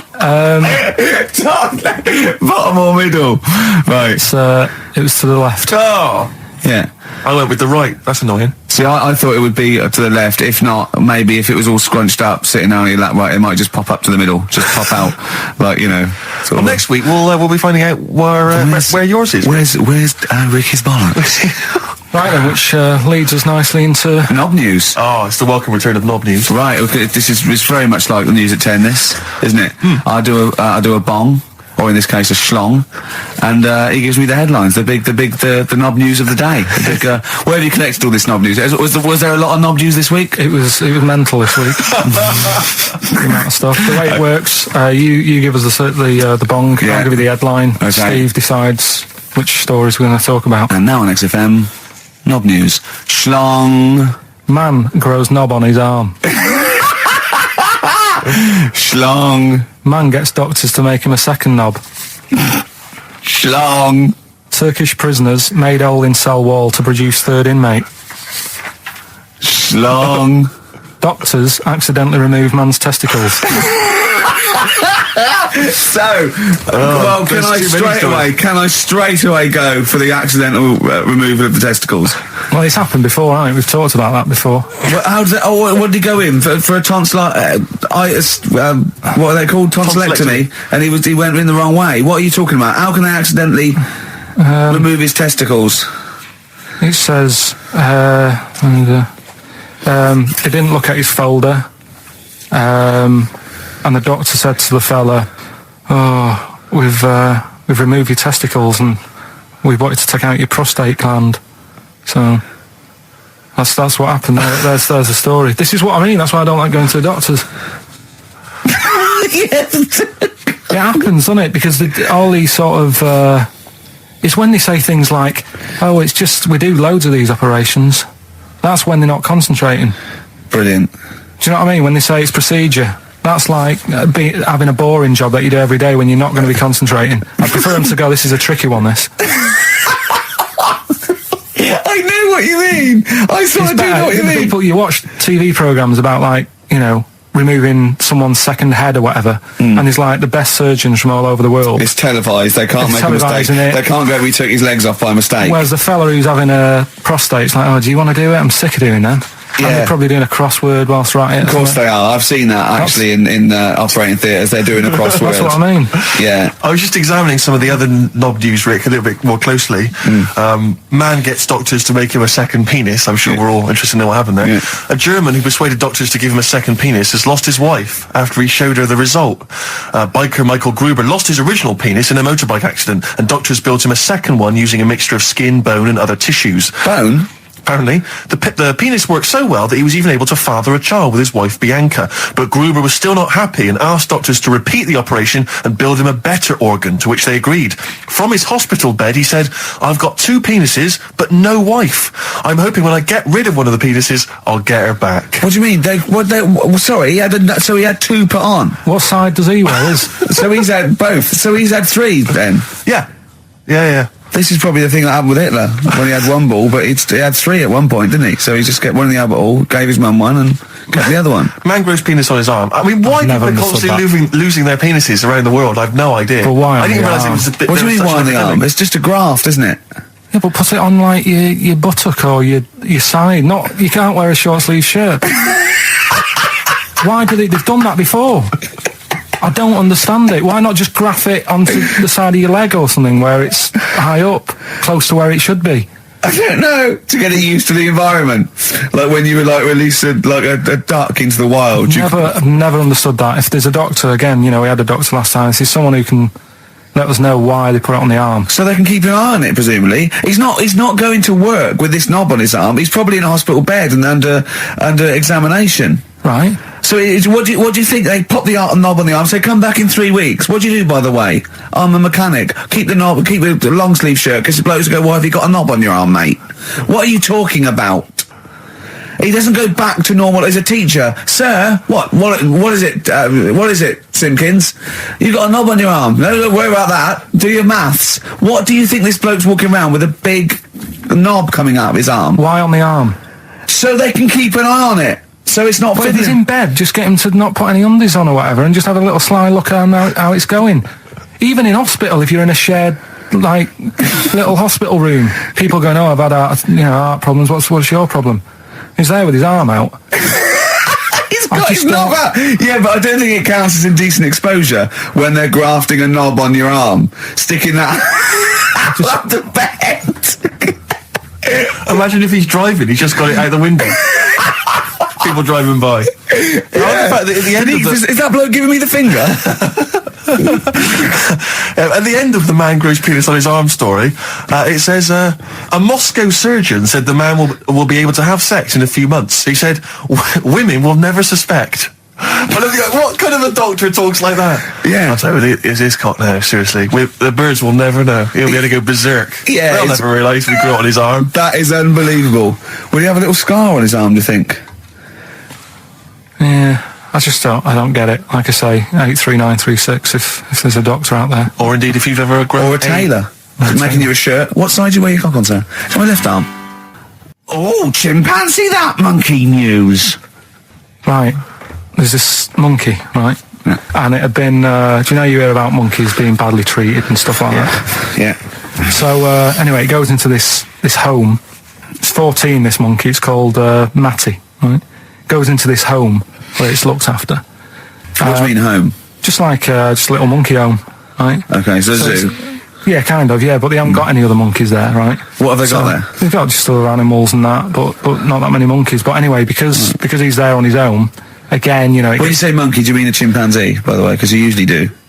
Yeah. I can't believe that journalist thought this was scripted. Amazing.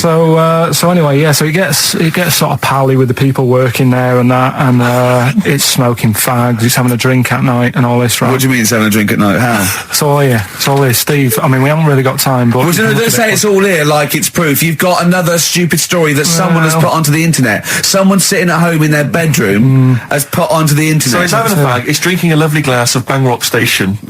Yeah, the wine that's perfect for a barbecue. Yeah. Anyway, he's loving life. He's forgetting about his past and everything, right? When this other monkey comes along. Oh no. Trouble's brewing. Go on. Right? That comes in, something's said. Right, forget it. Forget it.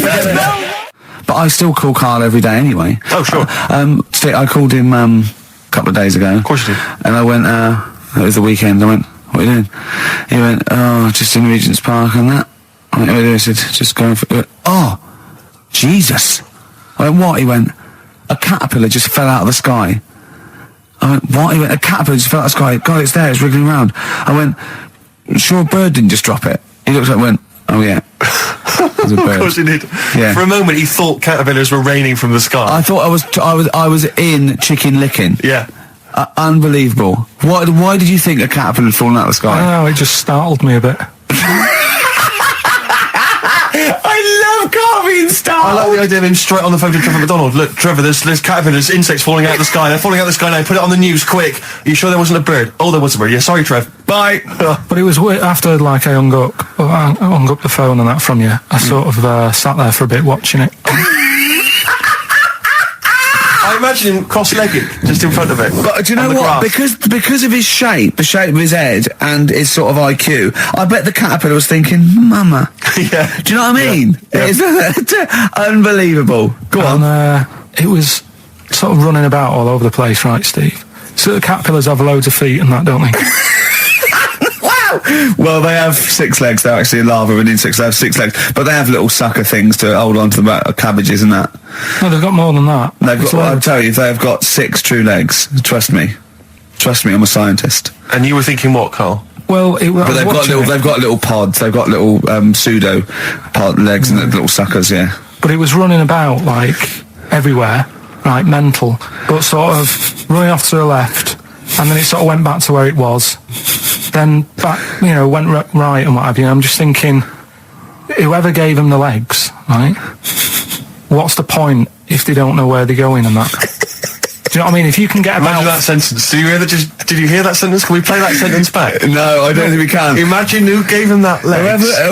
Whoever gave him them legs, what's the point if they don't know where they're going and that? And that. Always and that. And that, but maybe you just, to be fair to the caterpillar, with all its legs, okay, and you know where it's going, it had just been plucked from its house by a bird, shot up into the sky, and then dropped from 80 feet, hitting the ground. Onto the head of a weird, bold-shaved monkey.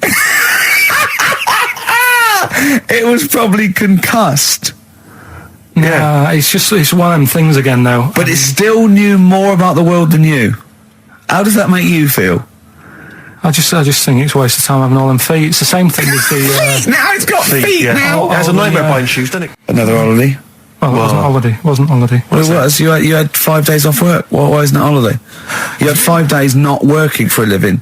You know how many days holiday gets a year now? 29. Oh, that's more than teachers, isn't it? It makes me sick. It makes me sick. Well, I know the kind of hours you work, Rick. It's mad. I mean, if you're not in work by midday, you're furious. No, but I mean, I'm always... 29's normal for the normal working person. Yeah, but, And anyway, it wasn't a proper holiday. I went to see my mum and dad. It's nice to see them and everything, but it's not holiday, is it? Why? It's not going away. It's not getting on a plane, is it? Going away. Oh, is that definitely a holiday? What happened before 1950? I don't know. People used to go... Yeah, exactly. People used to go to Blackpool or Brighton. That was holiday. Yeah, but I didn't Where did you go? Went to Wales. There you go. Lovely holiday. Lovely holiday. Have a holiday in Wales. That's what they say, innit? Come to Wales and have a holiday. That's what they say, innit? So come to Wales and meet your parents. Come to Wales and have a lovely holiday. Right. Well, anyway, it was good and that. It's always good to see him. Right? Yeah. But week off work. Do you know, like my mum likes gnomes and stuff. Yeah. Right. Of course she does. She's lived with one for 30 years. She said, get your dad to take us to this park where they've got 6-foot gnomes and stuff, right? Have a walk about. Sounds like a nightmare. Yeah. Sounds like a living nightmare. Keep an eye on Carl. Yeah. So anyway, he stood still for 2 minutes. Someone bought him. No. You can't buy them and that. It's like a little exhibition thing, right? And it's part of a hall, right? This big hall that you have to pay to get in, but we didn't want to see the hall. I just wanted to see the gnomes. Of course you did, yeah. So anyway, my dad says, yeah, well, we can get in there for free. Of course he did. Clever. Right? So we parked up on this little country lane, right? No one about. How much was it to go in? Like £2? About £3 each. Yeah. But he said, well, yeah, but if you don't have to pay, do you know what I mean? You enjoy it even more, don't you, when you're walking about and you think, I've got this £3 in my pocket, no one's having it. Yeah. Right? No, looking over shoulder for a bloke with a peak hat saying, can I see your ticket, please? I wouldn't enjoy it more, no. Go on. Yeah, but you don't worry about it, do you? You got a bit of money now then, Rick. You've changed. So anyway, so we had to walk across about 4 fields. For £3. Right. And what happened was, we're walking through all these fields and what have you, big grass and muddy bits and all that, because it'd been raining, and climbing over fences and stuff. And we're in this field, right? And I look to my right, and there's about 30 cows all staring at us, right? And Suzanne started to panic a bit. She said, we shouldn't be here. Dad says, of course we can. We're allowed to go wherever we want. All this land, it's ramblers' rights and all that stuff. Yeah. And take a cow if you want, unattended. So, Serves him right for leaving him in the field unattended. I'm having one. And So keep us fed for a week. Anyway, these cows start surrounding us. Surrounding us. Oh, brilliant. Oh, no. Face off. And Suzanne's panicking, going, this isn't right. We're not going to make it to the fence in time. They're moving faster than us, and he started sort of running a bit. Wow. And it's like some kind of bovine West Side Story. A gang of cows coming at you. Don't worry about it and stuff. But my dad had to sort of stand there and like wave a stick at him. Of course. And we got away, but Suzanne was like having a bit of a sweat on. Got away. Saying, we could have got killed. Sure. And my dad saying, no, it never happens. And I just wondered if it does, if there's a risk of... Yeah, it is rare, but there's been a couple of cases of being trampled by cows. They're not aggressive. They sort of run through you. Well, they're aggressive if they've got a calf. What? You had kids with them. Kids, yeah. That's a goat you're thinking of. Yeah. Maybe they were trying to sneak into the gnome thing, and they were worried that like if too many people did it, they thought some cows, we can just sneak in. Where cows, no one's expecting cows. And the cows were going, walk upright like you're a human. Don't walk upright. They thought you'd blow their cover. Yeah. People have been killed by cows before. Yeah, that was like the highlight. And then so when you arrived there, you were presumably covered in mud, looking like something that had just come from Glastonbury, staggering around this exhibition. It wasn't that bad. It was just like a woods, and it had like a funny sort of funeral, like a graveyard thing. Right. Yeah. With bodies sort of hanging out the ground and that. And we had these 6-foot gnomes. Right. And then we just set off again, walked back. But we're sure this wasn't a dream? No, it was good. But then I got back, right, Steve, and called up Ricky. I said, right, are you about? Have a chat and that. So he said, I'll just come round. It's a nice day. Have a drink and what have you. So I got round there at about 6:30, right? Go up to his door, knock on his door, right? He stood there with his tackle out. Oh. Yeah, what did you make of that? What was wrong with that? What do you mean, what's wrong with that? Why were you looking at it? I tried not to look at it. But again, you're always sort of attracted to it, aren't you? Kind of like... I've never been attracted to another man's tackle. I don't know what you mean. You can't help but have a little sly look. Especially when it's there. When you ring the bell, and I mean the one on the door, right? And that's hanging out. And does he dress to the left or the right? It was to the left, right? Yeah, it was left, yeah. Just popped it out of my shorts for him. Just popped him out of the shorts. Should have seen the state of him. Shorts on, no top, cigar. Looked like someone out of The Sopranos. It was a mess. Yeah. And then, we sat on the balcony drinking wine, didn't we? Did you pop it back in, or was it... Yeah, I popped it straight back in. I got the laugh. Sure. I got the laugh I wanted. Yeah. He walked in, he went, it's not that hot. Straight away, it's not that hot. Oh, brilliant. Then, was that knob news, or is there more?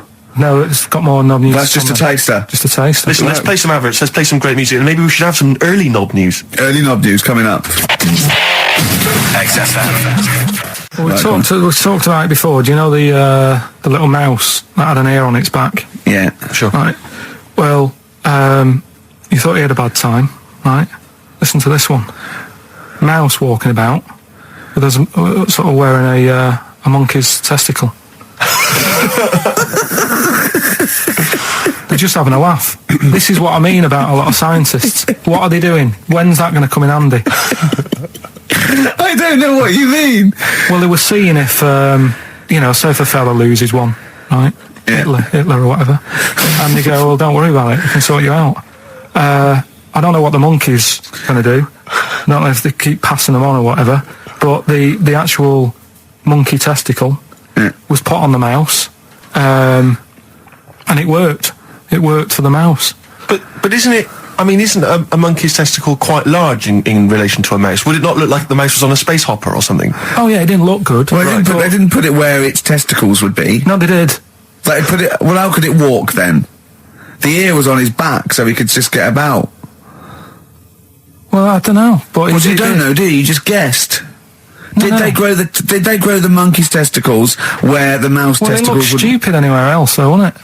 Oh, whereas a mouse with monkey testicles, that's fine. Oh, you'd be showing off. You'd be all right. I'd prefer that than the ear. When that mouse gets put back in with the other mice, do the other mice go, George, you look different. Have you had anything done? But the weird thing is, as well, apparently it still works as a monkey. What? So, what are you talking about? Like the sperm and that was it was still sort of monkey. Of course sperm. it was. What are you talking about? Well, that's weird. But what, Carl? What? But what? It's only a thing to give it nutrients. That's all the thing they're testing. It's like grafting at that level. Right. What's your question? Because I'm right. What do you think? It would change eventually. It would have changed into a mouse testicle because it had been hanging around a mouse for so long. No, I thought the actual sperm of it though would be a mouse's. Why? Because he's hanging off a mouse. No, but your sperm is actually created in the testicles. So that's why it has to be outside your body. Otherwise, we put them in a nice little cage. But I'm guessing then that they've done this operation so that they can do it to humans. Yeah. Why would I want a monkey testicle if my kids are going to be monkeys? What use is it? No, think. That's no. That's going to happen anyway, Carl. Yeah, but think of what you're saying. They've grown a monkey testicle on a mouse to see if it would still function as a monkey's testicle, okay? So they can do that to humans. So think, Carl, what they'd do is they'd grow a human testicle on a mouse and it could still be used as a human testicle. So what? To give you a testicle that you've lost. From a mouse? No, from another person who it was kept alive on a mouse. Because it's kept the nutrients alive, as opposed to keeping it deep freeze. Maybe bollocks go off after a week. I don't know. Maybe they get accidents. He had a little a card. Do you donate your testicles? Yeah, I'll tell you what. No one needs testicles yet. Let's keep them on a mouse. You have yours ripped off in some sort of bizarre skiing accident. You go, well, you're in a Battersea dog town. You pick the ones you want. They can grow them on anything. They can grow them on a Dachshund. Bulldogs are growing them usually, that's where you see a bulldog. Usually that's waiting for an operator. What don't you understand, Carl? Hang on a minute. I thought this was knob news, not testicle time. I don't understand why. Yeah, this testicle time's not for another 10 minutes. Yeah. No, it's all sort of linked and that, though, isn't it? Well, sometimes it's linked to a mouse. But what do you think about, like, I don't know, testing stuff out like that? Is it worth it? Could you not just go straight from... But listen, Carl, I'm getting this information from you. No, if this was on Question Time and someone said there were, Dimbleby and Paxman or whatever said it, I'd think about it as a moral dilemma. You've just said you saw a mouse with a monkey testicle. What do you think of that? I don't think any of it. I don't think anything of it is the answer, Carl, because I can't trust the info. I cannot trust anything that comes out of your mouth. Well, it's true, but it's just all this. It's the same thing, innit? It's the leeches in a blender. It's the fella looking at an electron. Yeah. It's the mouse with an ear on its back. Yeah. I don't know what the point is. But you don't read on. Because I've seen you read something and you're going, look at that. Man survives on eating knee. And I go, what else? You go, I didn't read on. You look at the mouse with the ear on the back and you just think, that must be murder at a concert. You don't think. You don't think. No, I just think, is it worth sort of wasting You think he swallowed someone's ear? He gnawed it away and swallowed it and it's just in his system? Yeah. No, I just get a bit sad about the mice and that. I agree. I mean, that is sad, yeah. Of course, anything like that. And the story, it's all sort of, how he's being pushed about by his wife. That's not literally. By his wife, she's wheeling him about. What do you mean? She's wheeling him about. They go to a party. Everyone sort of looks round and looks at him. What makes you think that he's in a wheelchair? What's the clues? What's the words? There's loads of little things. It's like, like I say, something about his wife walking around with me and all that. Well, of course she is. She's pushing him about. But walking around. If someone said, she was walking around with me, I'd think they were both walking around. There's a few. But that's not. There must be There must be a reason why you suddenly thought that fella's in a wheelchair. Right. My wife's walking around with me. Put on your makeup, and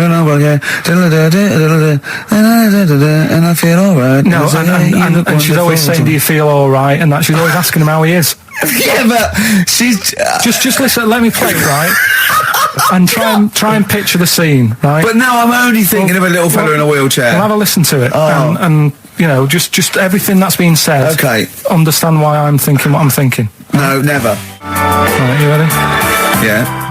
No clue yet. Yeah. He's just sat there watching, probably. No. There's no. Wait until he's done. Yeah, no clue. Okay. No, that's all right. Right, that's just a woman getting ready, and he's fine. Yeah, he's sat there. And he's got a great pair of legs. I don't know. He's sat there in the wheelchair. No, he's not in a wheelchair. Listen. Right. Yeah. Everybody looks at him. No, her. He's saying she turns heads. Walking around with him. Yeah, walking around with me. We're both walking around. Are you all right? Yeah, nice thing to say. He's all right. Huh? Yeah, he is all right because he's got a great pair of legs. Right, he might not have any legs in that, but he's happy. He has got legs. Right. He has got legs. I don't know why you think he's in a wheelchair. There's no clue whatsoever. It seems to be based solely on, do you feel all right? Yeah. Which she's just saying really that because they're together at a party. Maybe he doesn't know anyone else there. Leg. So he can't drive. Because he's drunk, probably. He's had a great time. He's been dancing. Puts him to bed. Because he's drunk. Wow. Is he, though? He's turned out the light. His hands work. Is that it? Yeah, there's no clue. But the thing is, that's what I'm picturing. But that doesn't mean it happened. You picture people that are half man, half moth. It doesn't mean it's possible. Do you know what I mean, Carl? What you think is usually not true. Suzanne is totally right. There is no reason. I have never, ever thought that Eric Clapton was singing about a little fella in a wheelchair. And the one clue in that, there's two, isn't there? Are you all right? Well, let me say that, little cripple. Right, and I'll give her the car keys. Oh, why is she driving? He ain't got any legs. Pushing him around and that. No, pushing him around. So we'll do one more next week then. So wristbands work. I saw one in a shop window the other day which said, stop child abuse.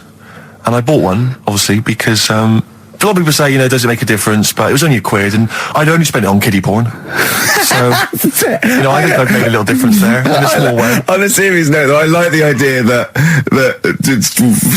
child abuse. If you're a paedophile and you're walking along the street in your Mac, right? You got a puppy in one hand, a bag of sweets in the other, and you see this wristband, and you go, "Oh, stop it." Oh, okay then. Yeah, I hadn't thought before. That's what you think. Okay, fair enough. Yeah. I won't be doing that again. Yeah, he was hanging around in Topshop for unsavoury reasons. He saw them in there for only £1. What do you mean your fortunes are on the up? Anyway, DJing. Well, I'll tell you, I was hired. Well, I say hired. I did it as a favour to a friend. His wedding the other week, and I got there. I was thinking, because everyone had their little role to play, and then people were doing a good job. I love you taking it seriously. And I did. I spent ages putting together some CDs, special selection CDs. I love that. Because what I did was I burned them on iTunes. Did you turn up with your own headphones around your neck? Own headphones, wearing a suit, but headphones. Metal case. Didn't need it. Just had them all in one small box. Brilliant. Boom. I thought this is good stuff. I got some classics here. Give me an example. Give me an example of that, like the first hour, the warm-up hour. Rick, I'm coming straight in with Frankie Valli, Oh What a Night. Brilliant track. I mean, when those beats start at the beginning, who's not getting on the dance floor?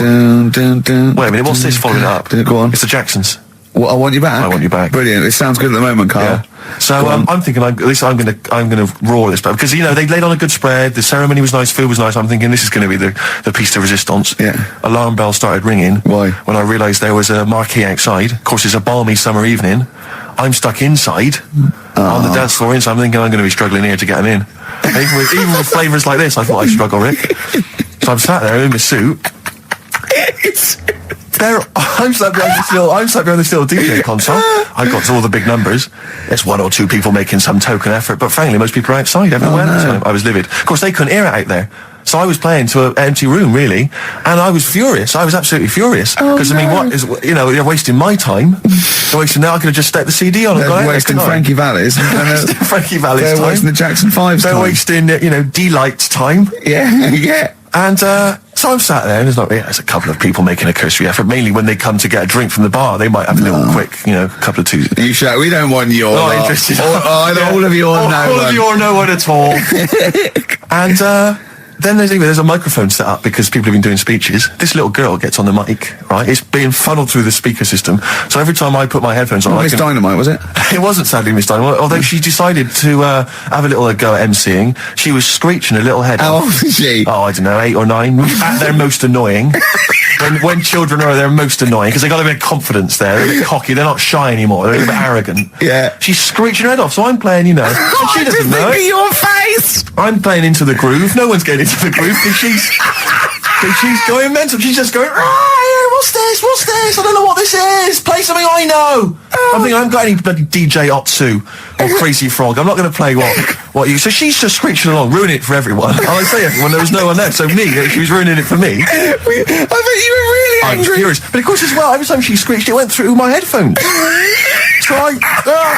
So, of course, and then her dad comes along, right? And I'm thinking, all right, he's seen what's happening. Just imagine you in your suit, sweating, getting annoyed at someone ruining your set that no one's listening to.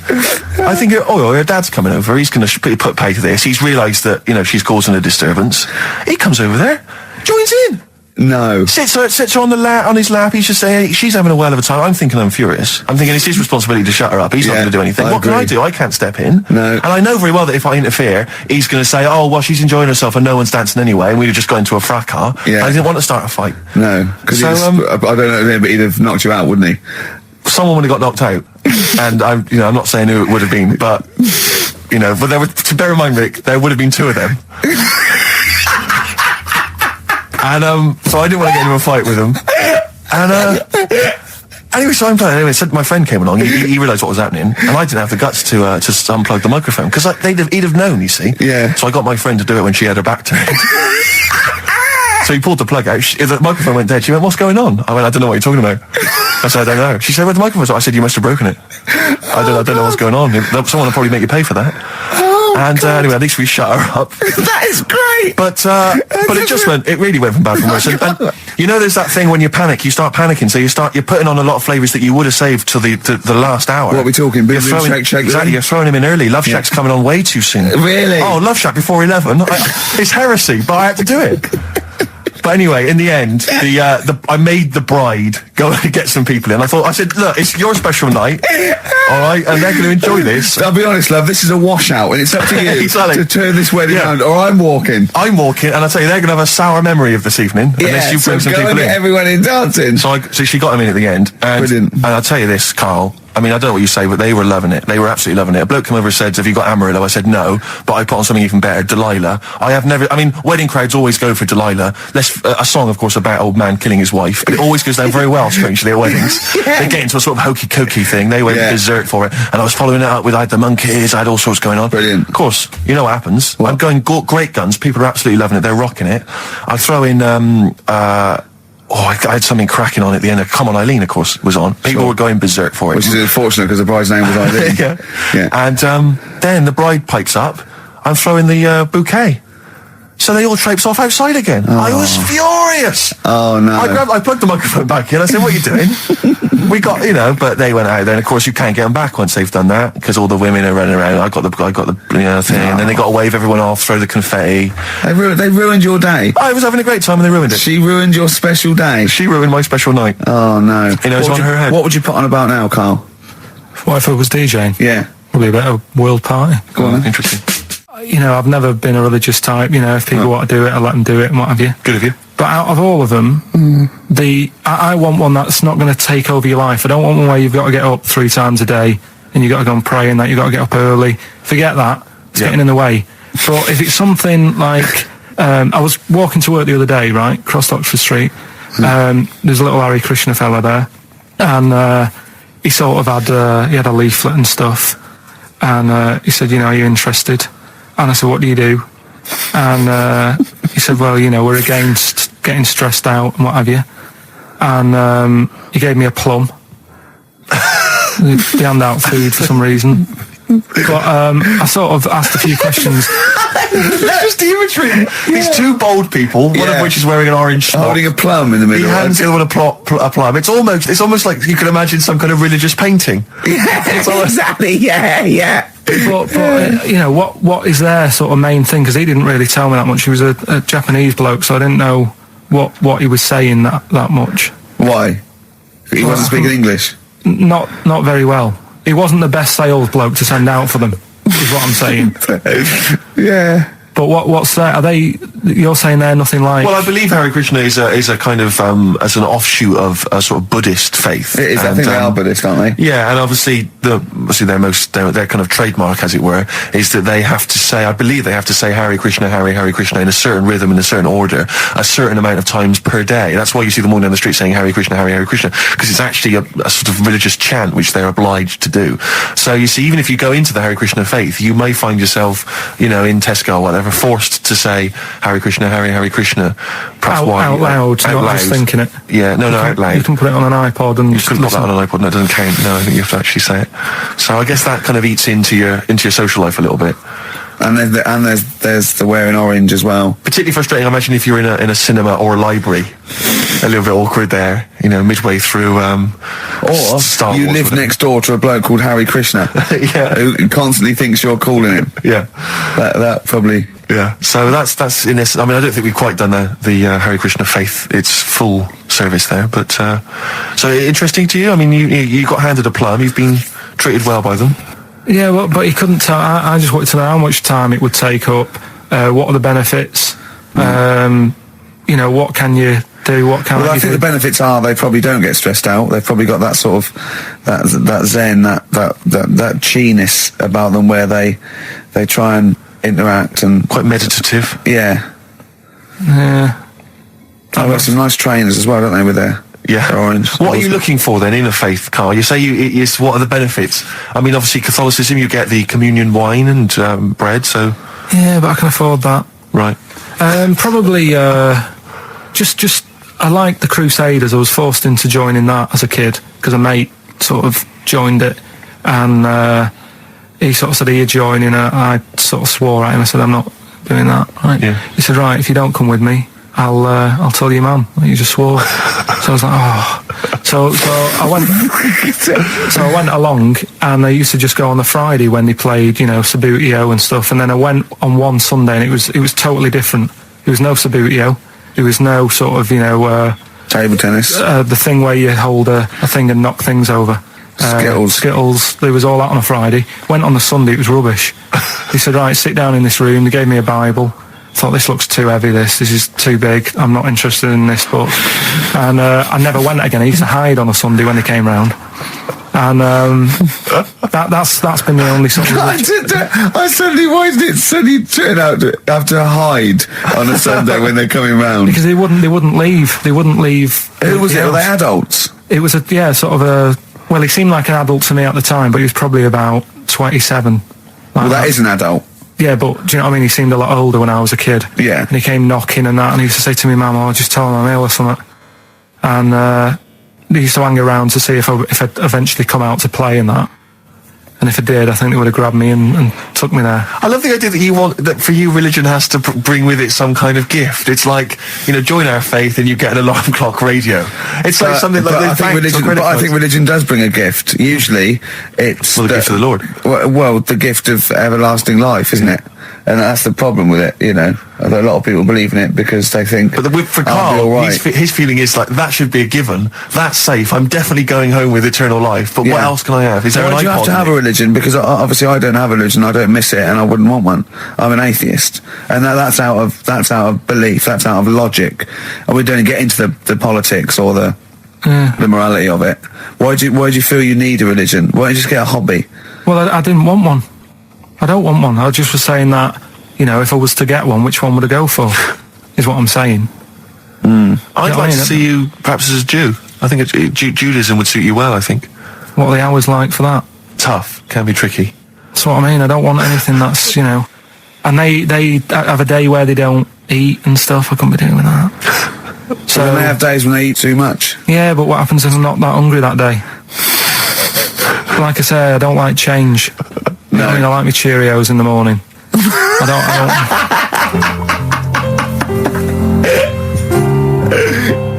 I feel drained today. Do you? Go on. This is the strangest radio show in the world. Yeah. Isn't it? Yeah. Because we can do that. We can talk about this and go, I feel drained today. Just like he's not Like, no one's listening. Because that's the sort of thing you say socially and no one listens. Like, just when you're washing up, I feel drained today. It's rhetorical. Yeah. You're not expecting anyone, not even your loved ones, to go, oh, really? They just go, that. But to do it live on air, no one's listening. What I mean is just give us a jingle. But exactly. But the truth is, the contempt we have for our poor listeners is unbelievable. The listeners aren't listening, and we don't want to be here. So it really is one of the most pointless things ever. No, would have been quite happy to do a full show. But you know what? The flow of it's just. I would love to listen to this back in 10 years. This actual show. Let's keep this forever. Let's keep this show forever. The show, we went early. We were bored. It was a day we're trying to save Africa, but we're a little bit annoyed that no one's listening. Right, once and for all, the final monkey news of the year. Oh, go on. What were we going to say? No, I was just going to say, if you're not into the Live 8 and you're gay, you're not listening, because you're on a walk. Right, okay. Right. Oh, chimpanzee that monkey news. Right, there's this card game going on, right? in the big hotel in Vegas. Right. The Luxor Hotel in Vegas. Yeah. It's a major card game. All the big players and that were involved. Right, they're all invited. Anyway, so they all meet up in this dark room at the back of the. Oh, there we go, dark room. At the back they didn't work. They didn't see the little 4-foot hairy fella. So it was brilliant at poker. Like I say, it's a big game, and that everyone's been waiting for it. So it's played in the back room, not in the main entrance bit, right? So anyway, like I say, it's dark in there and what have you, and the players went in. There was already someone sat in there, right? Right. But they couldn't quite see him. Was he a short, hairy bloke with slightly longer arms than legs? Couldn't see him. Were his arms slightly longer than his legs, strangely enough? Was he holding his hand of cards with his feet? Anyway. So the cards were dealt, right? Cards were dealt, game's going on. His cards with his feet! Game went on for hours, right? No one's listening. The terrible thing is that not even we're listening to Carl now. I know. Literally no one is listening to Carl. There was a lot of smoking going on. It's going on. A lot of eating and nuts going on. That was a bit weird because they don't normally get through as many, but for this night. So, come on, let's just play Bruce.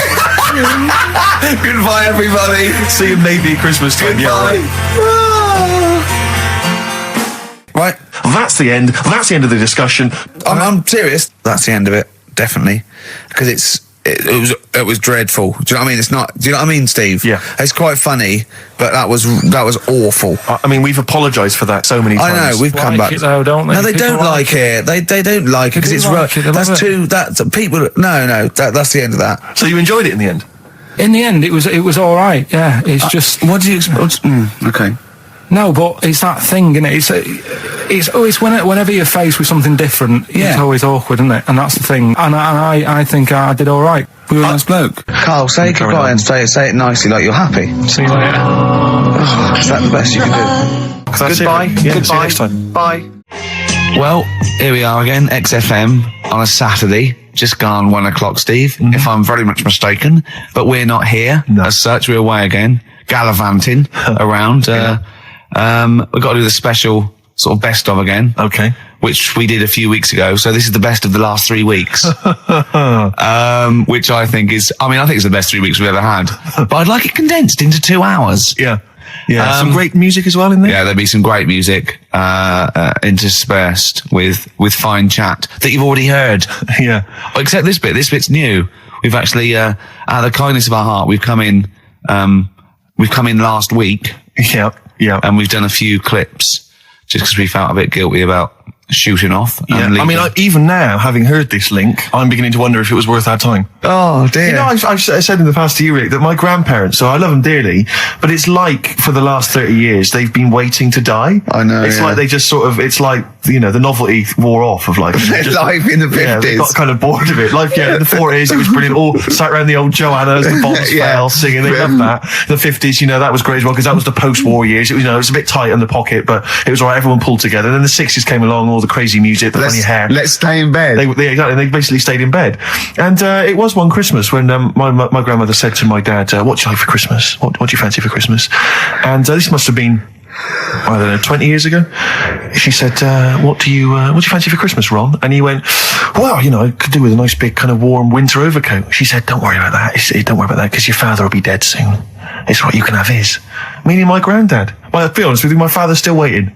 Which is good news. Good news for my grandfather. Less good news for my dad. He's freezing. He's freezing. How is he today? He's fine. Okay. Oh, I'm freezing. It's such a weird mindset, that. I think that, to me, is what sums up people from that older generation, the 40s and 50s. And it seems to me that you've got that kind of mindset. It's like you were born in the 30s. And whenever you talk of your childhood, it's like you had like a baked potato to take to school. And a hoop and a stick is a Christmas gift. The other thing is, I think that that sort of generation, it seems that the man is dependent on the woman. There's a total dependence. Oh, absolutely. If she dies, he's done. Yes. He's done for. Just pine away. If he dies, she's got 30 years of pottering. Absolutely, yeah. Do you know what I mean? And going to the youth club and the church. I know what you mean, yeah. It's sort of like that. It's sad. Of course, it's sad for them, but it's sort of not the end of their life. No, sure. And it sort of is the other way around. I don't know why that is. Yeah. It's terrible. That's a little melancholy thought for. I know. I've really you brought it down. You've brought it down. I've brought it. This isn't a nice show at all. This is terrible. Well, we're gonna have people just killing themselves. What? Well, I didn't really want to make it a Christmassy type show because I don't really like it. Oh, he's done it again. What, you did Christmas once, didn't like it? No, my dad always said... Oh, right, steady on. Dad said Christmas morning was for for me. So he used to stay in bed. So he never... That's brilliant. That's a great thing to say, isn't it? Yeah. Christmas morning's for you. Run wild. Do what you want. Just don't bother me. I'm going to Honolulu for 2 weeks. That's great. Dad, it's Christmas. Do I have to do anything? No. So my mum used to get up because she used to like to see my face light up, when I open my presents. And then to give fireworks. And then I'd have to go to my bedroom from about 6 o'clock onwards because my mum and dad were into having big Christmas parties and I wasn't old enough to go. Right. So they'd say, right, you've had your fun there, you go up to your bedroom, stay in there. Really? Yeah, I remember one year, right, I got a train set, that's what I wanted. Yeah. Right? It's brilliant.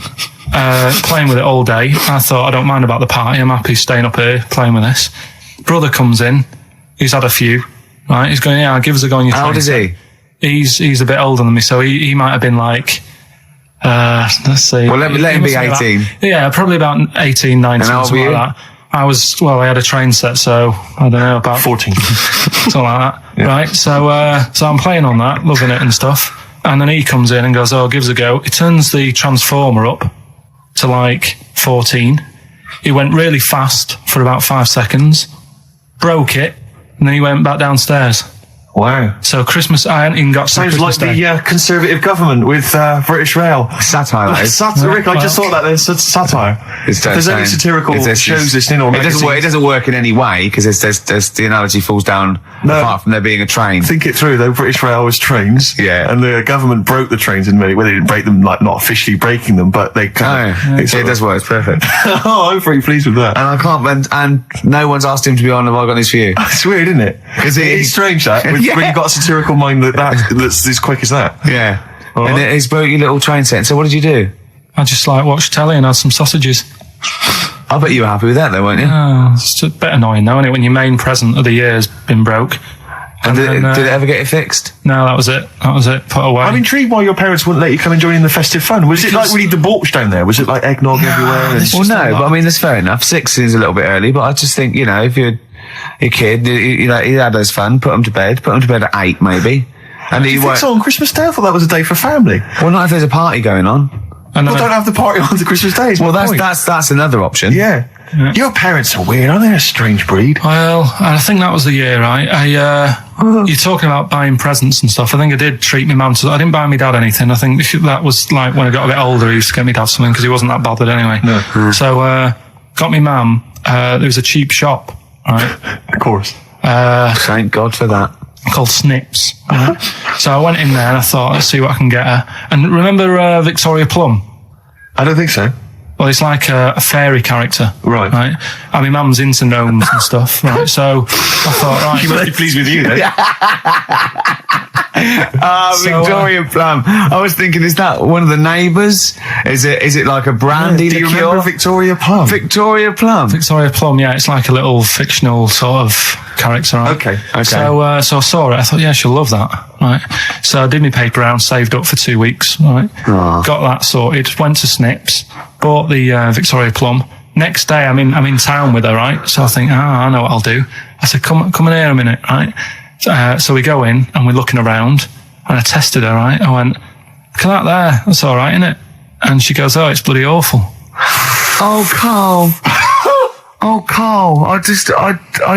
Oh, God. So then Christmas Day comes, I said, don't bother opening it. She said, no, why? I said, no, why did you still give it to her? So, well, it's too late, I'd already bought it. Oh, Carl. So she opened it, and I was like, and she said, oh, that's nice. I said, why are you saying that? I said, the other day, she said, it's bloody awful. She said, oh, no, I thought you were pointing at something else. Oh, no. So that's why I don't get anyone anything anymore. Oh, God. Play record. Oh, God. Oh. XFM 104.9. We're not here. This next clip is one of my favourite clips. Look, it needs no introduction. Here it is. Something else we're giving away. Go on. The Shining. It's more throwing away, isn't it? Once again, is it on video? Once again, it's on VHS. Just because you buy it out of your own money, Carl, stop being so mean. And I want to watch it tonight because it's one of those films that... So you're going to watch this video and then you're going to send it to someone as a prize? Yeah, it's one of them films that... Sorry, what, you just said yes to that without blinking? Well, yeah. You don't think, like, Les Dennis doesn't have a quick go in the car on Family Fortune before he gives it away? It costs $5.99. Has a go at those his and her towel racks. It costs $5.99, Carl. Okay, this is Carl in the classic The Shining. And what's the question? Well, we might ask that afterwards. Okay, then.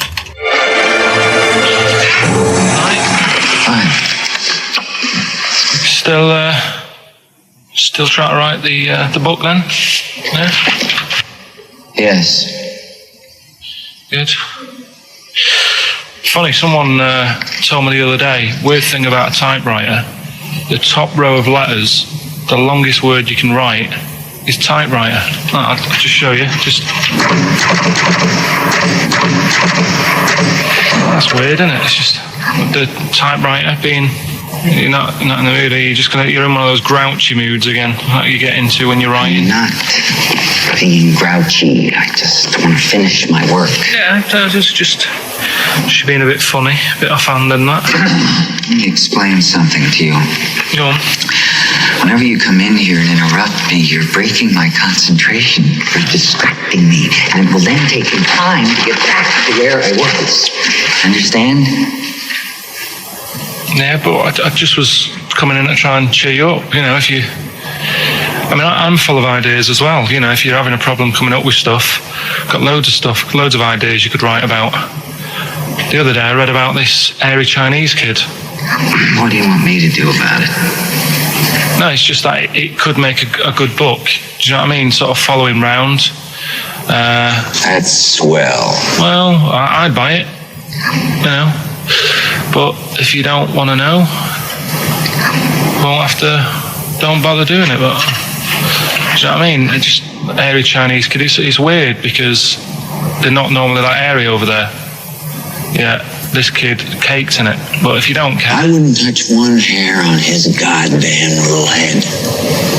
You don't have to touch any hair on his head. Like I say, he's covered. Leave the head alone if you want. Touch his hands. He's totally covered in it. But I love the little son of a bitch. Well, don't go that far. You haven't met him, but I can sort it out. I'd do anything for him. I don't think you'd expect that much. Just take him to the barbers 3 or 4 times a week. You know, he's a good little kid. In fact, I'll do it. I think I'll write a book on him. Yeah? Do you think you can handle it? Yeah. You're not too busy, are you? Well, yeah, I'm pretty busy. I've got to sort out some monkey facts for the show this Saturday, but I reckon I can still... Why don't you start right now and get out of here? All right. I will. If you're going to be like that. Couldn't borrow a pen, could I? See you later. There you go. Haunting stuff there. Karl Pilkington in The Shining. You know, in the film, Jack Nicholson goes crazy because the suggestion is he's maybe possessed by demons that maybe are in the hotel. But, you know, if I was stranded in a desolate hotel, removed from all human contact with Karl, I'd go mental with an axe without being possessed by demons. That's more chilling to me, trying to get some work done and you keep wandering in. I'm trying to get Karl to spend a couple of days in the caravan with me, just for the hell of it. And he won't. I've offered him money, won't I? I think it'd be a great laugh, wouldn't it, Karl? Oh, yeah, great. That would be terrifying. No, I want to film it. I just want to film it. Like a little video diary. There's Karl there, he's just waking up. Well, if I was stranded in that would be like I may as well be with Freddy Krueger and Jason Voorhees. That's more scary. The thing is, Ricky doesn't mess you about as much as he messes me about. No, you see, you've given him an inch. You've given him an inch and he's taken a yard. 12:30 you got in today. In 30 minutes between 12:30 and 1. The old bin lid on the head. He wanted to do that again. Yep. Squeezing my head, think he had a go at. And karate chop on the back of the neck. Yeah. All in 30 minutes. Yeah. Who else can say that? XFM 104.9, Ricky Gervais Show with Steve Merchant. Hello there. Good. And we're not here this week. We're off jetting around the world, so we've pre-recorded these links. The time is currently somewhere between 1 and 3 o'clock. So a time check there from Steve Merchant. No problem. Yeah, and what about this weather? Isn't it warm, stroke, edit that, Karl, cold? Okay, whichever one. I'm pleased to see that the congestion charge has had some considerable effect. Had no effect. So just, wasn't that great on telly last night, the film? Yeah. I particularly enjoyed last night's EastEnders, Coronation Street, Brookside. Okay, yeah. Ooh, those boys can rock there. That's the Guns with All Their Roses and Sweet Child of Mine. On XFM 104.9. I enjoyed that. Yeah. That was good. It rocks. I hope the audience was playing it loud like us. Yeah. Ricky Gervais, Steve Merchant, Karl Pilkington. Well, look at him yawning. How rude is that? Karl, what's wrong with you, man? Have you been up late? A little bit. Girlfriend was away, wasn't she, yesterday? Yeah, I always have a problem with that. I always have, because you don't go to bed, do you, early? Do you know what I mean? You sort of think, I just always find that thing that if, you're used to living with someone, one of you will go, let's go to bed, then you'll go, all right. But when you're on your own, you go, you just forget to go to bed. I just stay up. Okay, stop eating now, Karl. You've ate all the food. That's just a plate. All right. Okay. Yeah. No, I stayed up and watched, there was a thing on about Dracula. Right. What, Dracula? And I found a flaw in it. Go on. Not the fact that he's the living dead and and drinks blood to stay alive and he doesn't reflect. And he can turn into a bat. Well, and you can go on. The mirror thing, you can't look in mirrors, can he? Well, he can look in mirrors, but he can't see himself in a mirror. Yeah. That still doesn't work. Go on. It doesn't work at all, Karl. It doesn't work. Go on. Well, centre parting's always really neat. His centre parting's always really how does he do it if he can't look in the mirror? Blood on the floor or something it was called. Rubbish. I love the flaw in the Dracula film is that his centre parting's too neat. How did he do it without a mirror? Oh. Was it a documentary about Dracula? No, there was the real Dracula. The real Dracula. Yeah, the real Dracula. It's just a film. It had blood on the floor or something. It was called. It's rubbish. We had a little lunch yesterday, didn't we? We did indeed. That was a nightmare. Yeah. I hate going out with you two. I was explaining to Karl, right? I like to excite Karl's imagination, right? And if it involves chimps or monkeys, all the better. Brains he likes, parts of the body, deformity. I know where to, what buttons to push. And I told him about this thing. I don't know if any of you out there know about this, but there's an experiment they did in the 50s, a clinical psychology experiment where there's your two hemispheres of the brain, okay? They're joined by a thing called the corpus callosum, right? Which is just a little flap of skin, like a little scarlet lead that joins your two hemispheres. And what they did, they cut that in half, and they thought it was a cure for schizophrenia, but what it turned out to be, or epilepsy, I think, I can't remember, was that your two sides of your brains didn't function together. You couldn't get information. I was telling Karl all this thing, and one of the things I told him was that they did it on a monkey, and it fought itself over a nut. like its right arm was connected, by its left lobe of the brain, and it was fighting over itself. And Carl went, instead of like thinking this is amazing experiment, he went, would it have been happy if you'd given it 2 nuts? Yeah, I know. Well, you started off by explaining it. I remember you mentioned, because I was watching the two of you as you were describing it to me, you said, of course, one side of the brain deals with symbolism. And as you said the word symbolism, I noticed Carl drift away from looking at you, pick up his mobile phone and start pressing buttons randomly.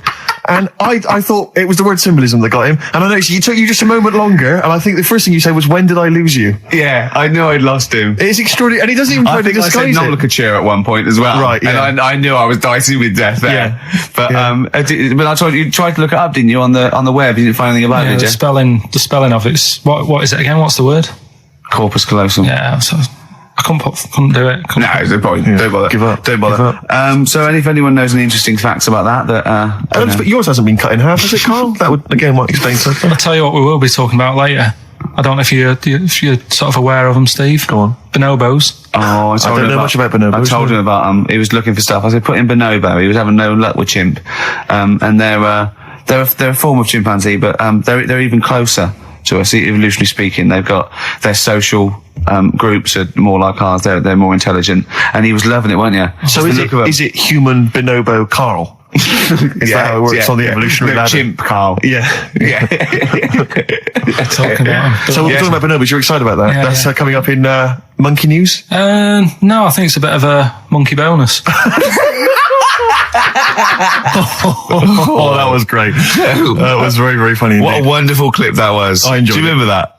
Yeah. Wow. A few weeks ago, wasn't it? Really? I mean, I think it was last week. We'd have to have very, very bad memories not to remember that hilarious clip. I'd like to hear that again, maybe in a couple of weeks' time when I'm away. Yes, absolutely. It's embarrassing, isn't it? Mm-hmm. And we, but the good thing is, on telly, I feel a bit guilty about putting out shoddy rubbish because I'm getting paid an awful lot. Yes. But here, I don't give a They can bleep that. They will do. They will do. Bit of David Bowie. When's that ever hurt anyone, Steve? Never. Lady Stardust off Ziggy Stardust and the Spiders from Mars on XFM 104.9. I'm Ricky Gervais, Steve Merchant. Karl Pilkington is in the middle of educating me.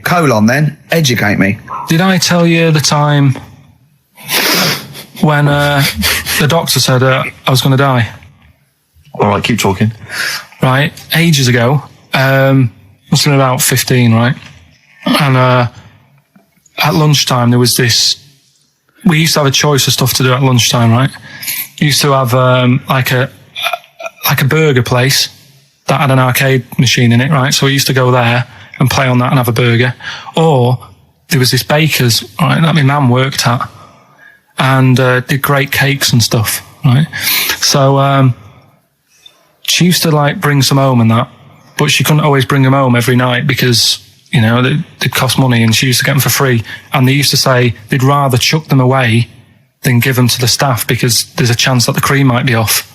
Right. So they used to chuck them round the back. So I used to go around the back with my mate and eat a load. Brilliant. Eating out of bins. No, it wasn't out of bins. They were still in trays, but they just stacked them up near the bins, right? So this got out. I mean, it used to be chocker. Once the school found out, everybody used to go there, and it'd be like, well, have a cake. The headmaster crawling through, fighting the kids off. Right, so I'd have, you just eat, 6 jam donuts or something, and then you'd spend your dinner money on the arcade machine. Brilliant. Right? So it was a good afternoon, really, right? So you'd do that, and this one day I must have had 6 or 7 jam donuts, a few Congress tarts. What's the Congress tart? I love them. I can't get them in London, right? So I'd have some of them. And if anyone can get a Congress tart for Carl in London, please let him know. So anyway, this day, that was just a normal day. Do you know what I mean? Once, twice a week, you'd have a load of cake. In your life, yeah. So normal day in your life. Were the frog boys there with the webbed hands and the big heads? And the horse in the settee? But the day after one of these days, I had really bad cramp in my belly. Right? Okay. I was like in agony, could hardly walk. So I said to my mum, you could hardly stagger to the free cakes. So, I was in absolute agony. I said, I don't like doctors, but you'll have to get a doctor in because I don't know what it is. I can't walk. She gets the doctor round. I won't say his name, but he said, well, doesn't look like he's got long left. Blimey. So I was a bit like, hang on a minute, I've only had a few cream donuts. Yeah. My man was panicking. Sure. He went, my dad came in from work. She said, something's really bad with Carl. I think it's serious. The doctors only ain't got long left. So he said, what? He said that and just left. So she said, yeah. He said, I'll have to call him then. So he called him up, said, what's all this about? Carl hasn't got long left. How long's he got? So he goes, I was only messing. It's just had some bad cream. Can you believe that? Well, the thing is, I like the fact your mum didn't ask any questions. I know. She didn't go into detail. Can you explain more, doctor? No, I got to show off. But she doesn't. I don't want to diss you or your family, but I imagine if I was there, I'd have known the doctor was joking. Yeah. That's all I'm saying. I mean, I sound very arrogant there, but I imagine he went, what's he been doing? I had about 6 cream cones. Oh, right. Oh, wow. He hasn't got long to live then. I'll see you later. Yeah. That's what I think the doctor did. Yeah. I just like the idea your mum just let him go. Yeah. Terrified, thinking, well, I'm not going to probe him. He's that's it then. Dad comes in. Hi, honey, I'm home. Anything happened? The doctor said Carl's going to die and then left. Did he? I'll call him. But anyway, that's why these sort of things fascinate me. So we'll move on to this next one, right, which is brilliant. Dead short story. So, old woman, about 70 years old. She's normally fit and healthy and stuff, nothing wrong with her, she's having a good life. And one day she goes for a check to the doctors just to check herself out because she's getting on a bit. It says take your clothes off and that, so she does and checks her out, says yeah, you're looking good. Turn round, he said, oh God, he said you got a tumour on your buttock, right? So she goes, oh, well, can you do anything to sort it out? So they go, yeah, we could book you in for an operation. It's best if we remove this. Books are in for an operation. Operation day comes, strip her down and that. They're all stood round, the doctors, start to operate. It only turns out it's a pork chop that she sat on 5 years earlier and it had stuck to her buttock. Right, Carl. I can forward you. Serious. Right, okay, Carl, I'm telling you now, I'm leaving. I'm never doing this show again. No, I'm serious. Honestly. You're talking, I've never had such, what do you mean? You couldn't believe it? No, when I read it, I said, I've got to tell Ricky this that. This woman had a pork chop stuck to her arse for 5 years, you mental case. Of course she didn't. That is a blinding record. And before that, Rick, what do you make of those adverts? They were great, weren't they? I like them, yeah. I'm going to buy all them products on the way home. And that's endorsed by Ricky Gervais. He's won awards. Yeah. Rick, do you remember this? This was a hilarious moment. No, you'll remember this when you hear it. It was when Carl said something that was basic. Well, I think for a lot of people it sounded like a lot of old bollocks.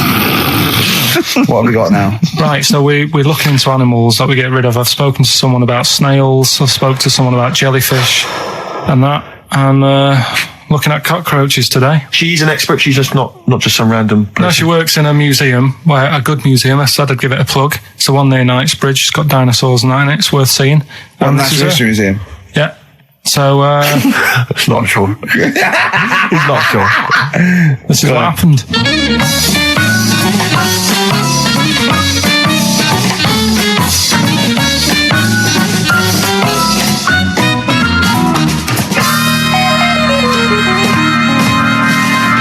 Now, what I'll do, I'll tell you as much as I know, and then you can fill me in if I'm right or wrong. And then at the end of it, we'll get to the bottom of whether we need them or not. Okay. All right. So, first of all, the first thing that I found out is that they have 18 knees. That's not exactly possible. They're insects, so they have 6 legs. Yeah. And a knee is usually the junction between femur and tibia. That's sort of classic human knees and every other animal knee. So with 6 legs, you can only have 6 knees. Could somebody sort of got mistaken for seeing one that was a bit double jointed? I think you're grasping at straws or something. All right. Well, we might have to come back to that one then. Okay. They can hold the breath for 40 minutes. Well, they don't do that because they don't breathe in the same way as us. They breathe through little spiracles, holes down the side of the body. So, no, they're not a very apt simile because the method of breathing is so different. What do you mean?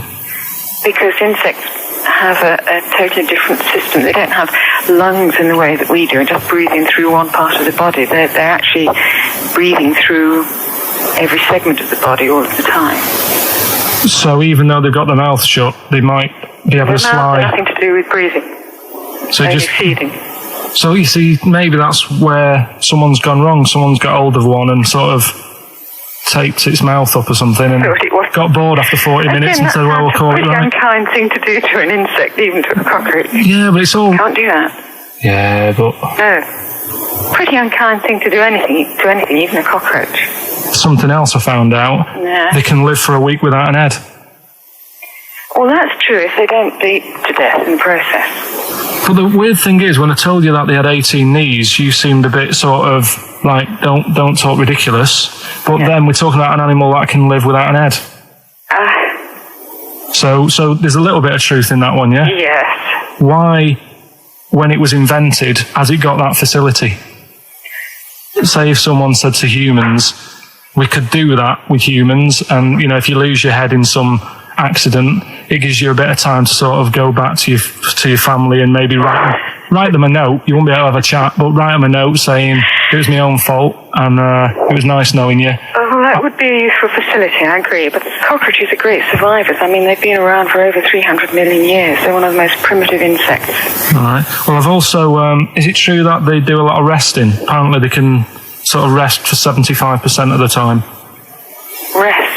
Yeah, they just sit about doing nothing. It's probably true of a vast proportion of the world's fauna. Well, I mean, maybe the 25% that they are working, they're really giving it some, so it might make up. They're probably searching out food and, they can slow down considerably. You can chill insects in the fridge and they'll become very, very quiet. You might think they're dead. Yeah, but I'm sure, you know, if we were sat in a fridge, you know, we'd go a bit quiet, wouldn't we, you know? Well, you might not know much about it, of course. Yeah, but... You're not quite reading the right sources. Well, I've been using the internet. I'm sure there are many useful sources that you could find there, but some of those seem to have been a little misleading to you. So you don't agree with a lot of what I've told you there? No. So cockroaches, can we get rid of them? No. So we're keeping them then? I would say so, yeah.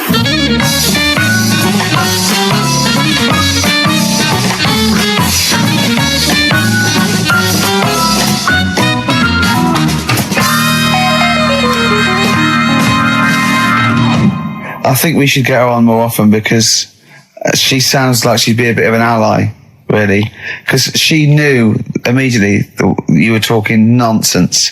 She even said, I think you should be more concerned about your sources, which I've been trying to tell you for a year. Right? The fact, I mean 18 knees, where did you get that from? It was on the internet. They can hold their breath for 40 minutes. I mean, I don't know what you read and take on. Mad world, isn't it?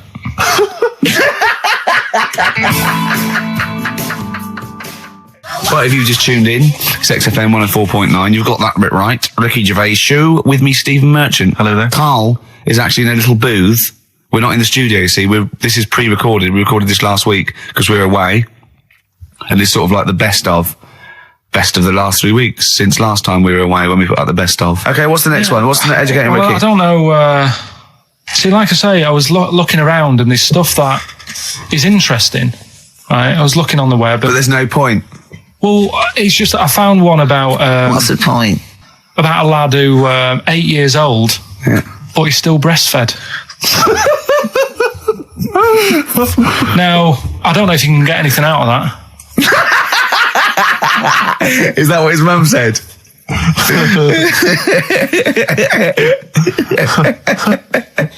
So, what do you mean? I don't know if I can get anything out of that. You don't need to. No, it's just that, you know. Where did you read that? That was on the internet. Oh, well, yeah. You're always unspecific when you mention it. It's just it was on the internet. Well, I'm trying to think what I put in. I think I put in Y to see if I'd confuse the computer. And then, Carl, you are... No, honestly. I did a search, put in why, and it came up with funny things that, like, why is this person doing that? Why is that? And it had a picture of this 8-year-old lad, sort of, you know, on his mum's nipple. And it was saying, you know, is this healthy? You sure that wasn't asking you that question? What? I put in why? Just to confuse the computer. Like, go, what do you mean? Yeah. Stop it. Yeah. Oh, look, yeah. Last week, I was walking home with him, and I went, he was saying something stupid, and I went, I've got a competition for next week. Let's do a phone-in, and it's called Karl Pilkington, Genius or Fool. Yeah. Right? And he went, No. I went, why not? He went, well, it'd be confusing because they say there's no difference between genius and being a fool. They do that, don't they? No, but it's rubbish. And people say there's a fine line between madness and genius. And, you know, it's a ridiculous soundbite. They don't say there's a fine line between a genius and an idiot. Well, the people who do are idiots. Yeah. So what would you do there, though, just to sort of wrap that little thing up? What would you do? That lad loves his mum's milk. What are you asking me to come up with? No, I'm just a title for the story. No. It's just what would you do? Right. What do you mean? What would I do? Well, it's causing a bit of a problem in the area, right? What area? In America, I think it was. Oh, America are a problem, are they? George Bush is worried about this kid who's breastfeeding at 8. Imagine it like this, right? Right. No, so Carl, what are you asking me? About this spurious story you saw on the internet. I saw it on the internet. There's an 8-year-old lad, he likes his mum's milk, and it's saying, is this right? Should it No, be it's going not. on? But what do you want Ricky to do about it? It's not his responsibility. Yeah. No, but the little town that he lives in, they're all causing an uproar, right? Going, this isn't right. You know, I can't let my kid play out in case he's in the garden with his mum getting a bit hungry, right? So, what should they do? Because his mum's saying, well, he likes it. Yeah. And he, you know, what do you do? I don't know the laws. No, but I'm not asking you to sort out the laws. I'm just saying, if you lived in that neighbourhood, what would you say? If you went up to him and said, look, everyone's getting a bit fed up with this, look. I'd say, what would I do? What do you mean, what would I do? What are you asking me? Right, it doesn't matter. No. What are you asking me? What are you asking me and Steve and the public? I'm just saying, say if you live next door to this woman. Yeah. Right? The kid's hungry, 8 years old. He's out playing on his bike and he goes, Mum, I'm getting a bit peckish. And he goes, all right, son. She whops one out. And he starts having his milk, right? You live next door, you're putting your washing out and you see this going on. You're getting a bit sick of it because it's gone on for months. 8 years, I assume. Why is it your business? Why are you such a nosy neighbour that you're concerned? What would you do, Carl? Let's turn it back on him. Yeah. What would you do? What's your solution? What would you do? Well, I thought I'd say, right, why are you doing this? And she'd say, because he likes it. And I go, all right then, put it in a bowl first. And you think that would sort that out? No, because I was thinking about the whole thing, right? And you do that when you're a baby and everything's all right, innit? Yeah. No one bats an eyelid at a little baby having a bit of milk from its mum's breast, right? Yeah. You'd almost say it was natural. But you grow out of it. It's like you don't see. It got me thinking about things you don't see. And you don't see. Did you put this into a computer? Show me things you don't see. What else don't you see? Well, you don't see like an old man having a Twix. You never. So what? You know the terrible thing about all this, Steve, is he's right. You don't see an old man. I know, that's a terrible thing. So what they have got, right, they've made old man toffees, haven't they? They've come up with Werther's. Is that a song? Oh God, you don't see it. So they've got their Werther's, right? Yeah. Look at him. You think he's giving a lecture at Oxford? It's not going anywhere. No, go on, sorry. Go on. I'm just saying, you grow out of things. Yeah. And the old man, I'm sure when he was a kid, he'd have a Twix. Yeah. Now it doesn't look right, so he's having... It doesn't look right. So... Right. I don't think Werther's originals were specially designed for old people. I think they were sweets that just happened to have been made for years. That's why old people eat them. Yeah. They didn't go, hang on, there's a market here. I've noticed old people aren't eating Twixes. Quick, let's make some old man sweets. But the little advert, he gives it to his grandson as well, doesn't he? He goes, I have a Werther's original. I think it cuts though before he throws it back in his face and goes, get me a Twix. XFM 104.9, we're not here. It is a bit like being Dennis Norden. playing some great moments from the show. I just imagine Dennis Norden one day, sort of just like waking up out of his stupor. He's doing this, and he'd go into the producer and go, I've just seen a couple of my programmes. I just saw It'll Be Right on the Night 18. It's shit. It is terrible. Why didn't someone tell me? Well, we didn't want to upset you because, but I've been doing it way too long. Well, you could just let me go on forever. Well, until you died, yeah. Well, why can't my son take over? Well, he's 80, Dennis. And the jokes I'm doing, they're awful. They're just, why have I got that clipboard? I've written these jokes, they're not funny. There's an audience, they're laughing. What are they laughing? They're not laughing, they're not laughing, that's canned laughter. Who are those audience? Who goes to an audience for It'll Be Right on the Night? A lot of them are older than you. It can't be right. Do you know we have a 15% fatality in one of your audiences? But I went home at Christmas, I watched one of the episodes, I was with my family and friends, I said, watch this, you'll love it. Stony face, no one laughed, they all thought it was Well, it is Well, why didn't you tell me earlier? We didn't want to hurt your feelings, you're an old man. You may be upward of 102. I didn't realise. Yeah. Here's a problem that someone's emailed in. Yeah. We're taking emails today. If you've got a problem, a concern, or, just a general query that you think Karl could answer for you. It could be about anything. It could be about some of the big kind of philosophical questions. Yeah. It could be something to do with war or famine, anything like that. Or it could just be a personal dilemma, something that's happening locally. Anyway, this seems one that I think you and your father have probably come across this sort of dilemma in the past. Yeah. And I'd be interested to know what your take is on it. Let me see. This is from Lee Matthews by the look of it. He says, he lives in a suburban area where the local teenagers also live on the same road, and they're running riot. They're smashing wing mirrors off the cars. They're crashing into parked cars on their skateboards. They're just generally making mayhem, night and day. What can he do to stop this going on? The parents of the kids don't seem to give a damn. Anyone who complains to them, they just say, "Oh, piss off." The police are useless because they never catch them in the actual act of violence, which is what they got to do to apparently convict them. So they don't know who to turn to, really. It's rather like when a little old lady went and got the A-team, and he was dressed as an elderly Chinaman. Exactly. She knew who he was. Colonel Decker didn't have a clue. Yeah. You see, it's weird because now it has got out of hand. Sure. Do you know what I mean? Like years ago when I was growing up on the estate, you had problems, but not like you have now. Do you know what I mean? Summers were nice as well, weren't they? Well, right. And police are getting shorter and younger. But you yourself kind of admitted in the past that you were something of a tearaway. You didn't do anything like these kids here. The thing is, I was scared that if I got caught doing it, my dad would go mad. Yes. And I remember smashing a car window by accident and legging it in the lounge and sort of pretending to go asleep on the settee. Right? Genius. And I heard a knock at the door. He chloroformed himself just to be unconscious when his dad came home. And there was a knock on the door, and I thought, oh God, this is a fella. He saw me. I was chucking a stone in the air, seeing how high I could throw it. Of course you were. Did it keep landing on your head? That would explain a lot. And it came down. Chucking a stone in the air. Love it. To see how far I could throw brilliant. It. So, I wasn't bothering anyone. Did you invent that game? Right, Did you get a stone for your birthday? Go and play with your stone. He gave one to Suzanne. Karl, go and play with your stone. No, the thing is, right, and it came down at a funny angle. And of course it did. It ate the back of this car, and the back window is the most expensive because it has that heating thing in it. Yeah. In case you got a frosty window. Yeah. So I thought, oh God. So I legged it in, got on the settee, went to sleep, knocked at the door. Genius. It's a brilliant plan. It's a brilliant plan.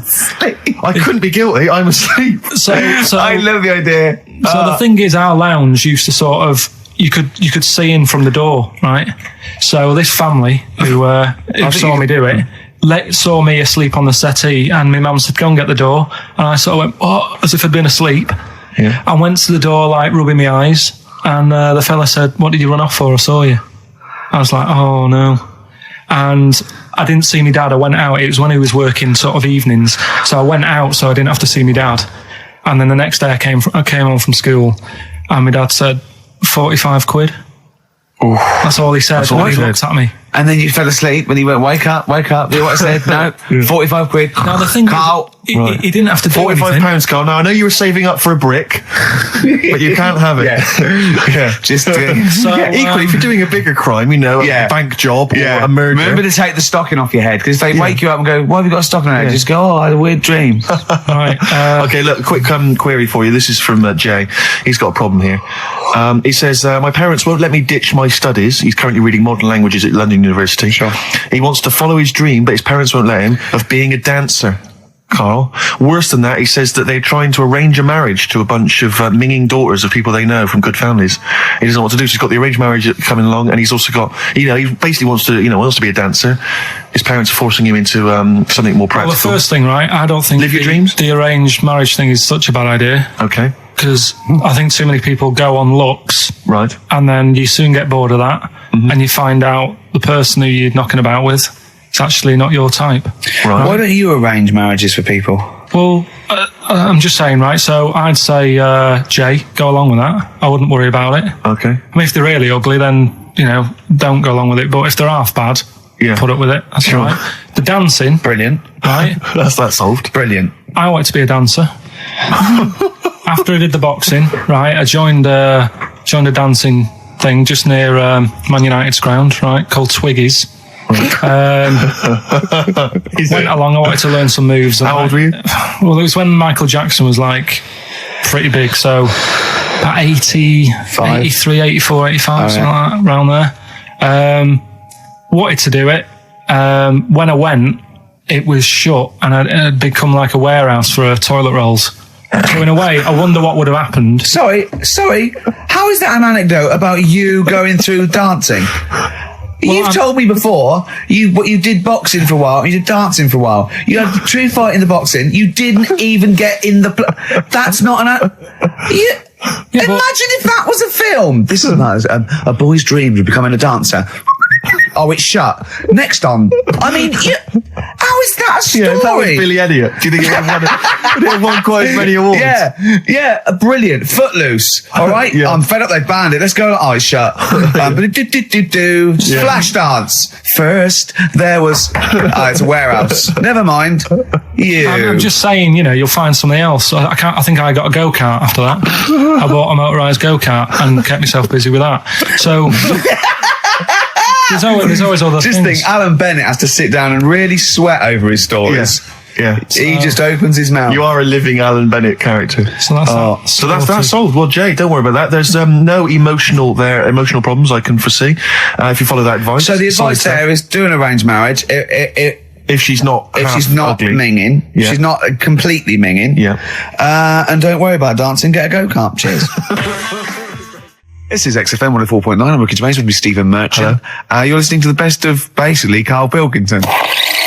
You don't talk to anyone, do you, in the week? You just hide in your little sound booth thing, and you really don't talk to anyone, do you? Much? Not really. No, I mean, you might call up. Yeah. But no, I keep myself to myself. Yeah. Then you don't get bogged down in the office politics and stuff. Yeah. Is there a lot of office politics here? I don't know. I don't get involved in it. Oh, yeah. Proved your point. So when we're away and we're like out of action, who, other than Suzanne, who will you talk to of the day? How will you get a sort of feedback from the world? How will you get sort of like input? And I always, if ever I've got like a question on anything, the internet's sat there and I can just go online and find out. The internet is good. It's brilliant, but it's not all verified. It's not all necessarily factually accurate. Anyone can put things onto the internet. It's it's freaks and things that put on things like. Here's one that I read in a week, right? Go on. About this woman. Yeah. She was a bit of a punk, and to get her hair done like she wanted it. Super glue. Right? No. She got lard. Apparently, it's a popular thing. You might know. Put lard on your head. Yeah. And you put it in the oven. Oh. Now, apparently, the heat that you get from the oven is different from the sort of heat you get from an hairdryer. Right? And she had to do that to get the style that she wanted. But anyway, she comes into money or whatever, treats herself to a microwave. Right? It's not true. Opens the door, jams the things, like the little catch. So the microwave works. She jams it with a screwdriver or a knife or something. Yeah. Puts the microwave on, sticks her head in, boils her brain. Don't be ridiculous. Right? Well, why is that ridiculous? Boils her brain. She boiled her brain.